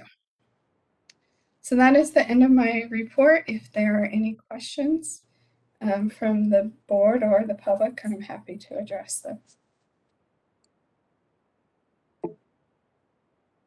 Holly? Yeah, thank you. Just a question about AB 885. I'm noticing that this would require both audible and visual means of participation. Obviously, we are not doing visual now, and I understand, there's technical complications when we're doing visual. We don't want people to drop off. So Is that considered when a bill like that becomes, when it's signed, that sometimes we're not able to do that? Yes, if this bill were to pass and become law, we would need to be switching to also include the visual participation part of the meeting.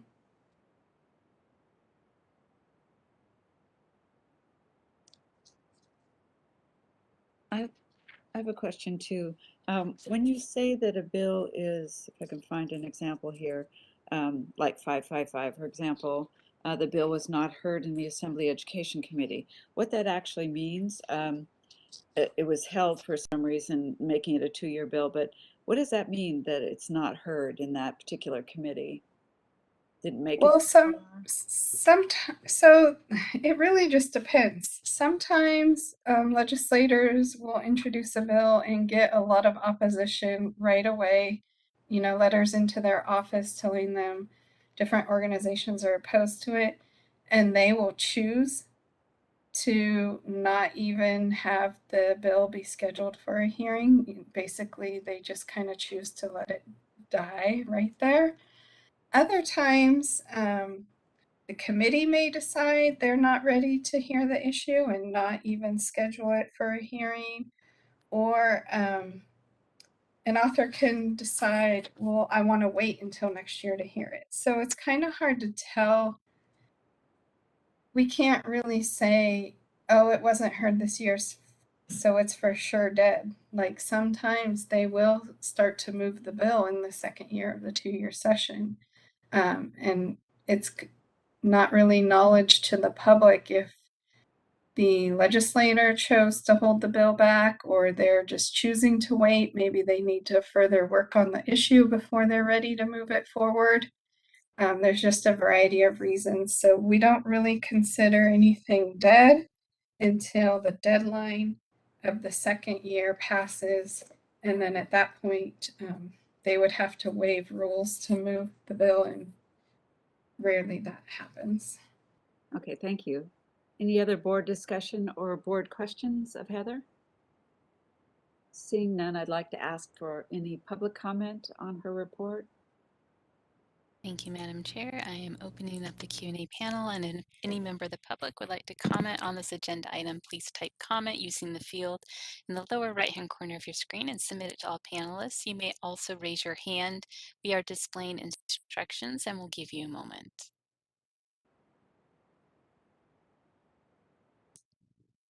All right, this is the moderator. I see no request for comment at this time. Madam Chair, shall I close the Q&A panel? Yes, thank you. You're welcome. And thank you, Heather, for both reports. I'd like to move on to agenda item 11, which are legislative items for future meetings. We are able to hold discussion on any legislative items we'd like to see move forward. So I'd entertain any thoughts people have on future legislative items.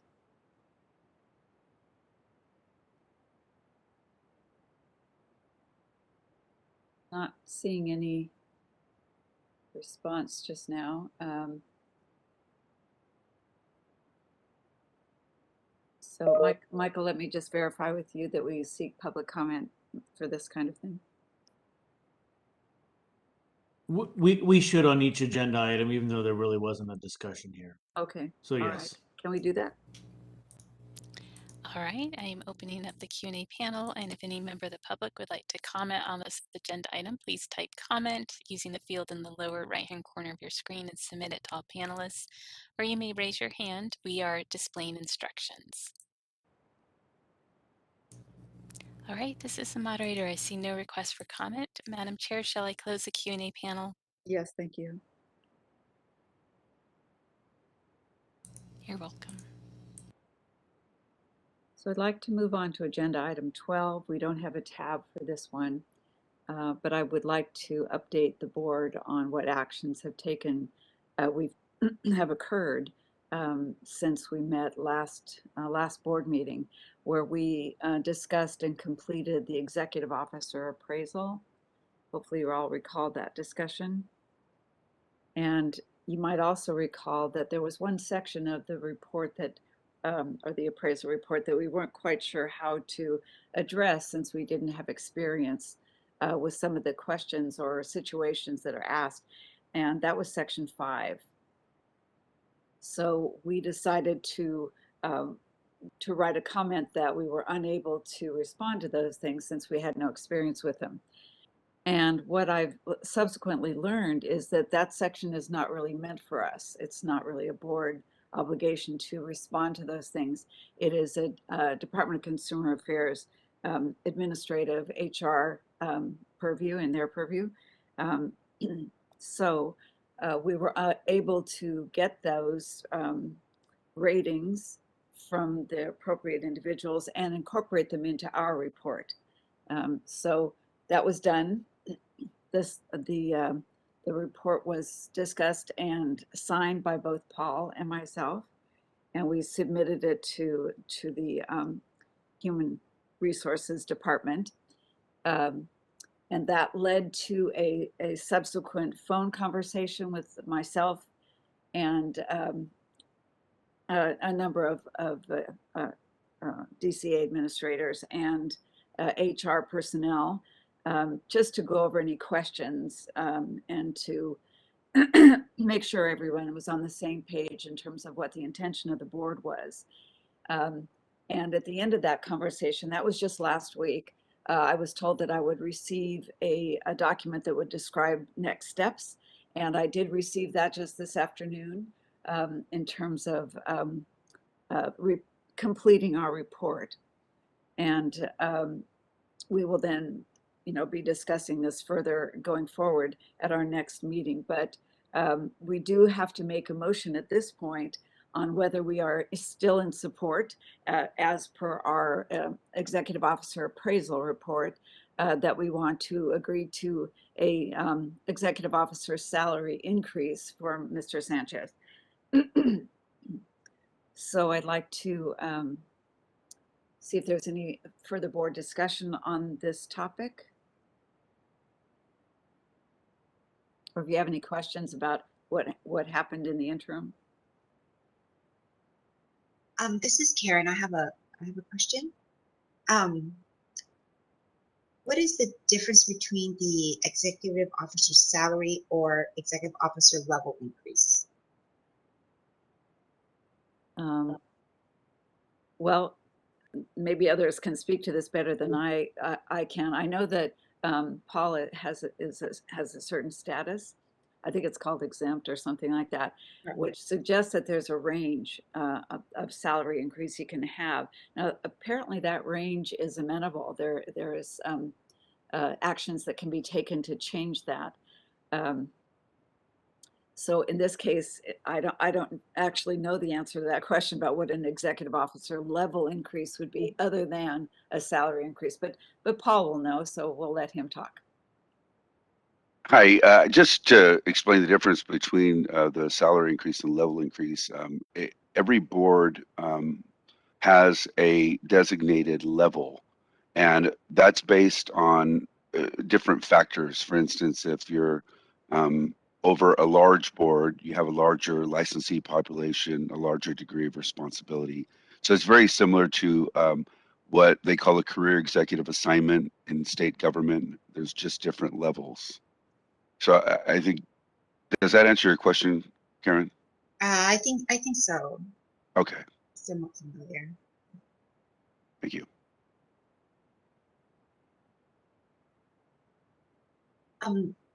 Marshall? Yeah. So what other, it says possible action. So what other possible action are we doing today?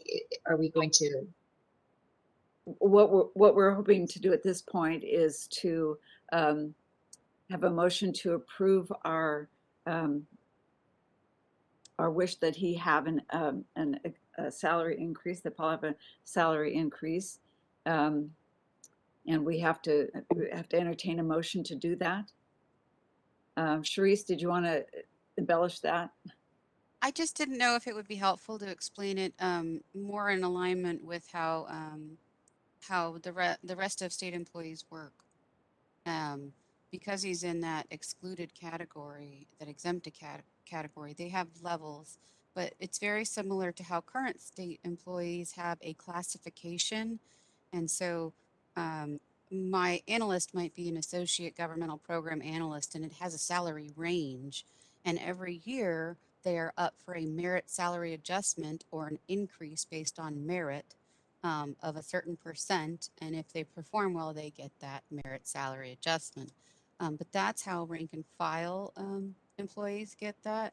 With your executive officer, they're in a level or a range of salary based on a bunch of different factors, but they don't get that. It doesn't auto send out a merit salary adjustment or an increase every year. That's up to the board to determine. And that would be different than saying the responsibilities, scope, and number of staff have so significantly increased that this executive officer needs to be moved up a level. Instead, it would be it's a move up in the salary level or the salary amount within that level. I don't know if that helps clear it up. And I'd just like to remind the board members that Paul first came on the board as executive officer in 2014 and has only received one salary increase, and that was 5 years ago in 2016. So Todd, did you want to ask something?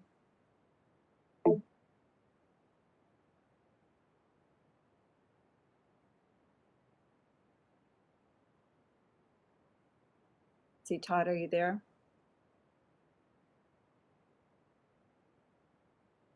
Okay, can you hear me now? Yes. Uh-huh. Even my computer doesn't want to hear from me. I just wanted clarification that we're just talking about the salary. We can't increase the level because that's predetermined based upon the size of the board, the community within of this particular board. That's predetermined, and that's something that we can't necessarily adjust. We're just talking about the salary itself. But as far as I know, that is the case. Now that doesn't mean the range can't be altered. My understanding is that actions can be taken to alter the range, but I believe it's not in our purview to do that unless Paula Charisse knows differently. Karen, did you want to add? Along the same lines, the same questions. We approve like a salary increase, but are we supposed to do like what percentage or whatnot, or is it just like a salary increase and it goes by what the state offers? What's up on the next step? I believe that's the case, but Michael? Yeah. Just to add to that, the motion the board could entertain here would be to support a salary increase, but the board should not be trying to determine or specifying what amount that would be. Yes, and that's my understanding from talking to the HR and DCA administrative personnel last week. Karen, did you have another? No more questions, I'm sorry. Okay, Debbie? Just that I definitely like to move to give a good raise, or however raise we can give. Okay, is that a motion to? Yes, I make a motion to raise Paul's salary. Okay. Michael, is that sufficient language? Perhaps some better language might be to increase the salary of the executive officer. I think the board can also recommend that the range be changed, but it's not, the board doesn't have the authority to really do either on its own. It's a recommendation. So perhaps both if you'd like. It depends on the pleasure of the board here. Well, I would see some value in not only increasing the salary of the executive officer, but putting in our recommendation that the range be, I don't know, changed. I'm not sure quite what I'm asking them to do, to increase it, to raise it, to extend it. I'm not sure what the right language would be. But I think it would help to have the support of the board for making that change. or making that recommendation, yeah. So are we asking them to increase the range or expand the range? What would we be asking them or recommending to them? I think that the term increase would be understandable to them. Okay. So Debbie, you want to give that another go? Increase the salary of the EO and the range?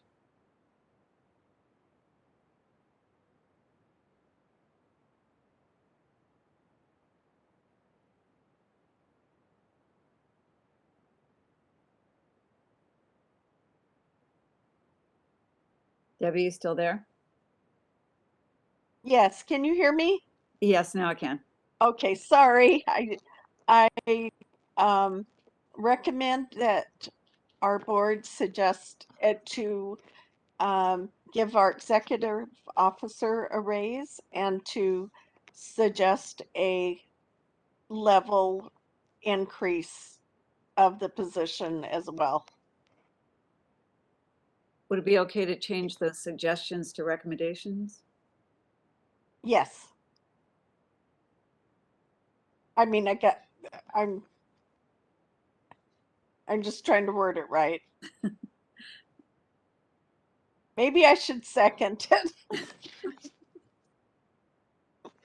Would anybody else like to? You're doing fine, Debbie, as well as. I'm just having trouble finding the right words today.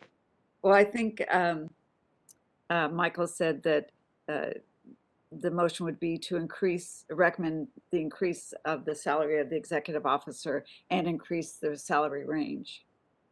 Yes, I'd like to recommend, make a motion to recommend what Michael said. If I may do that. I believe so. Okay. Is there a second? Hi, this is Holly. I second. Okay, great. Is there any other board discussion?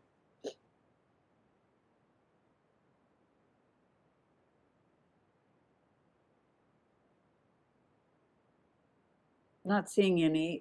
Can we open for a public comment? Thank you, Madam Chair. I'm opening up the Q&A panel, and if any member of the public would like to make a comment on this agenda item, please type comment using the field in the lower right-hand corner of your screen and submit it to all panelists, or you may simply raise your hand. We are displaying instructions for your reference, and we'll give you a moment.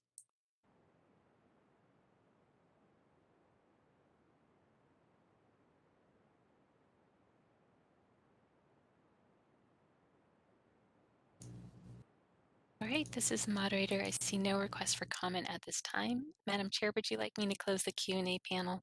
Yes, thank you. You're welcome. Okay. So a motion has been made to recommend an increase in the salary of our executive officer, as well as increase the range, salary range for the executive officer. So it's been moved and seconded. I'd like Charisse to call the roll for the vote. Dr. Raju, Aye. Ms. Kaiser, Aye. Mr. Borges, Aye. Ms. Chang, Aye. Ms. Dominguez, Aye. Ms. Snow. Aye. Motion carries. Thank you, everyone. I'd like to move on to agenda item 13, which is future agenda items. Are there any thoughts at this point on future agenda items? Or our next meeting? I mean, the one in next spring, I guess. Karen? What was I mentioned before? Is it possible to discuss the online hearing aid selling of hearing aids online and on the internet? Yes, I think that's probably going to be good timing for that also. We won't discuss it now, but I'll list that, and of course the staff will have listed it as well. Any other topics that you'd like to see as future agenda items?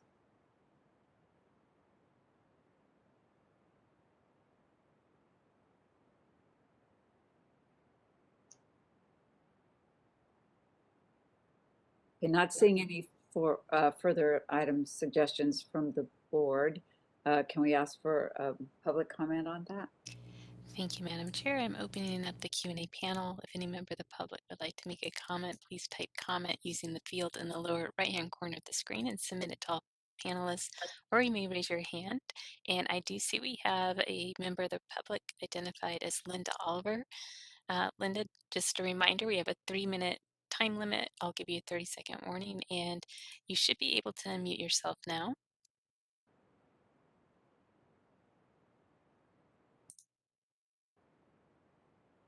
So we'll give you a moment to do that.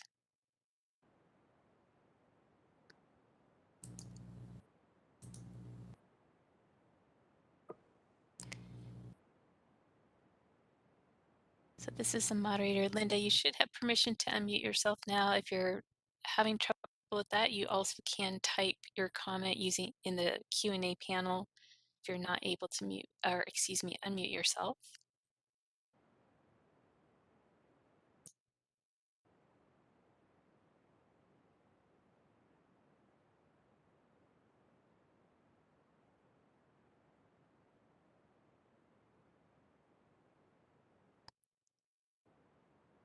All right, so Linda Oliver has put her hand down, so I see no other requests for public comment. Madam Chair, shall I close the Q&A panel? I just saw her hand go up again. Oh, okay. All right, let's see if she can unmute herself now, or else type in the Q&A panel.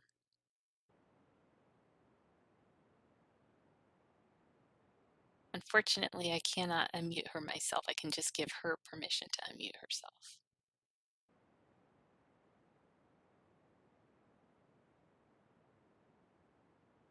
Okay, so she's starting to type in the Q&A panel.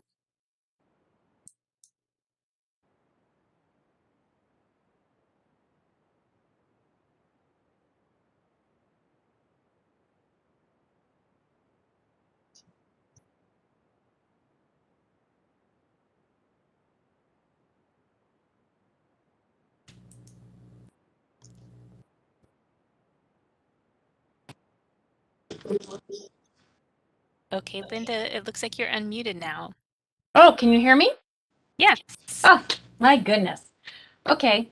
So I would like to add an agenda item regarding the ability of audiology assistants to look into patients' ears prior to doing TIMP screenings and also to do video otoscopy. I believe it would be in the public's safety interests to allow that to happen, as videotoscopy can actually allow us to take a photograph rather than just trusting what the audiology assistant can see. And if it's not possible for an audiology assistant to perform such a task, then perhaps we need, or excuse me, audiology aids. Then perhaps we need to have a category called audiology assistants.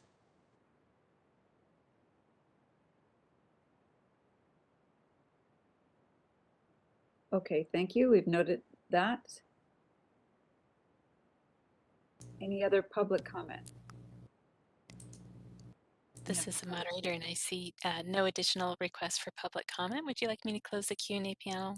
Yes, thank you. You're welcome. Okay, so it turns out, if you can see, there's a closed session listed there, but actually that's a placeholder position or placeholder item. We really don't have a closed session to go into today, nor an open session to come back to. So if there aren't any other questions, comments by the board or staff, I think we will wrap up. Are there any other comments or issues you want to talk about briefly here?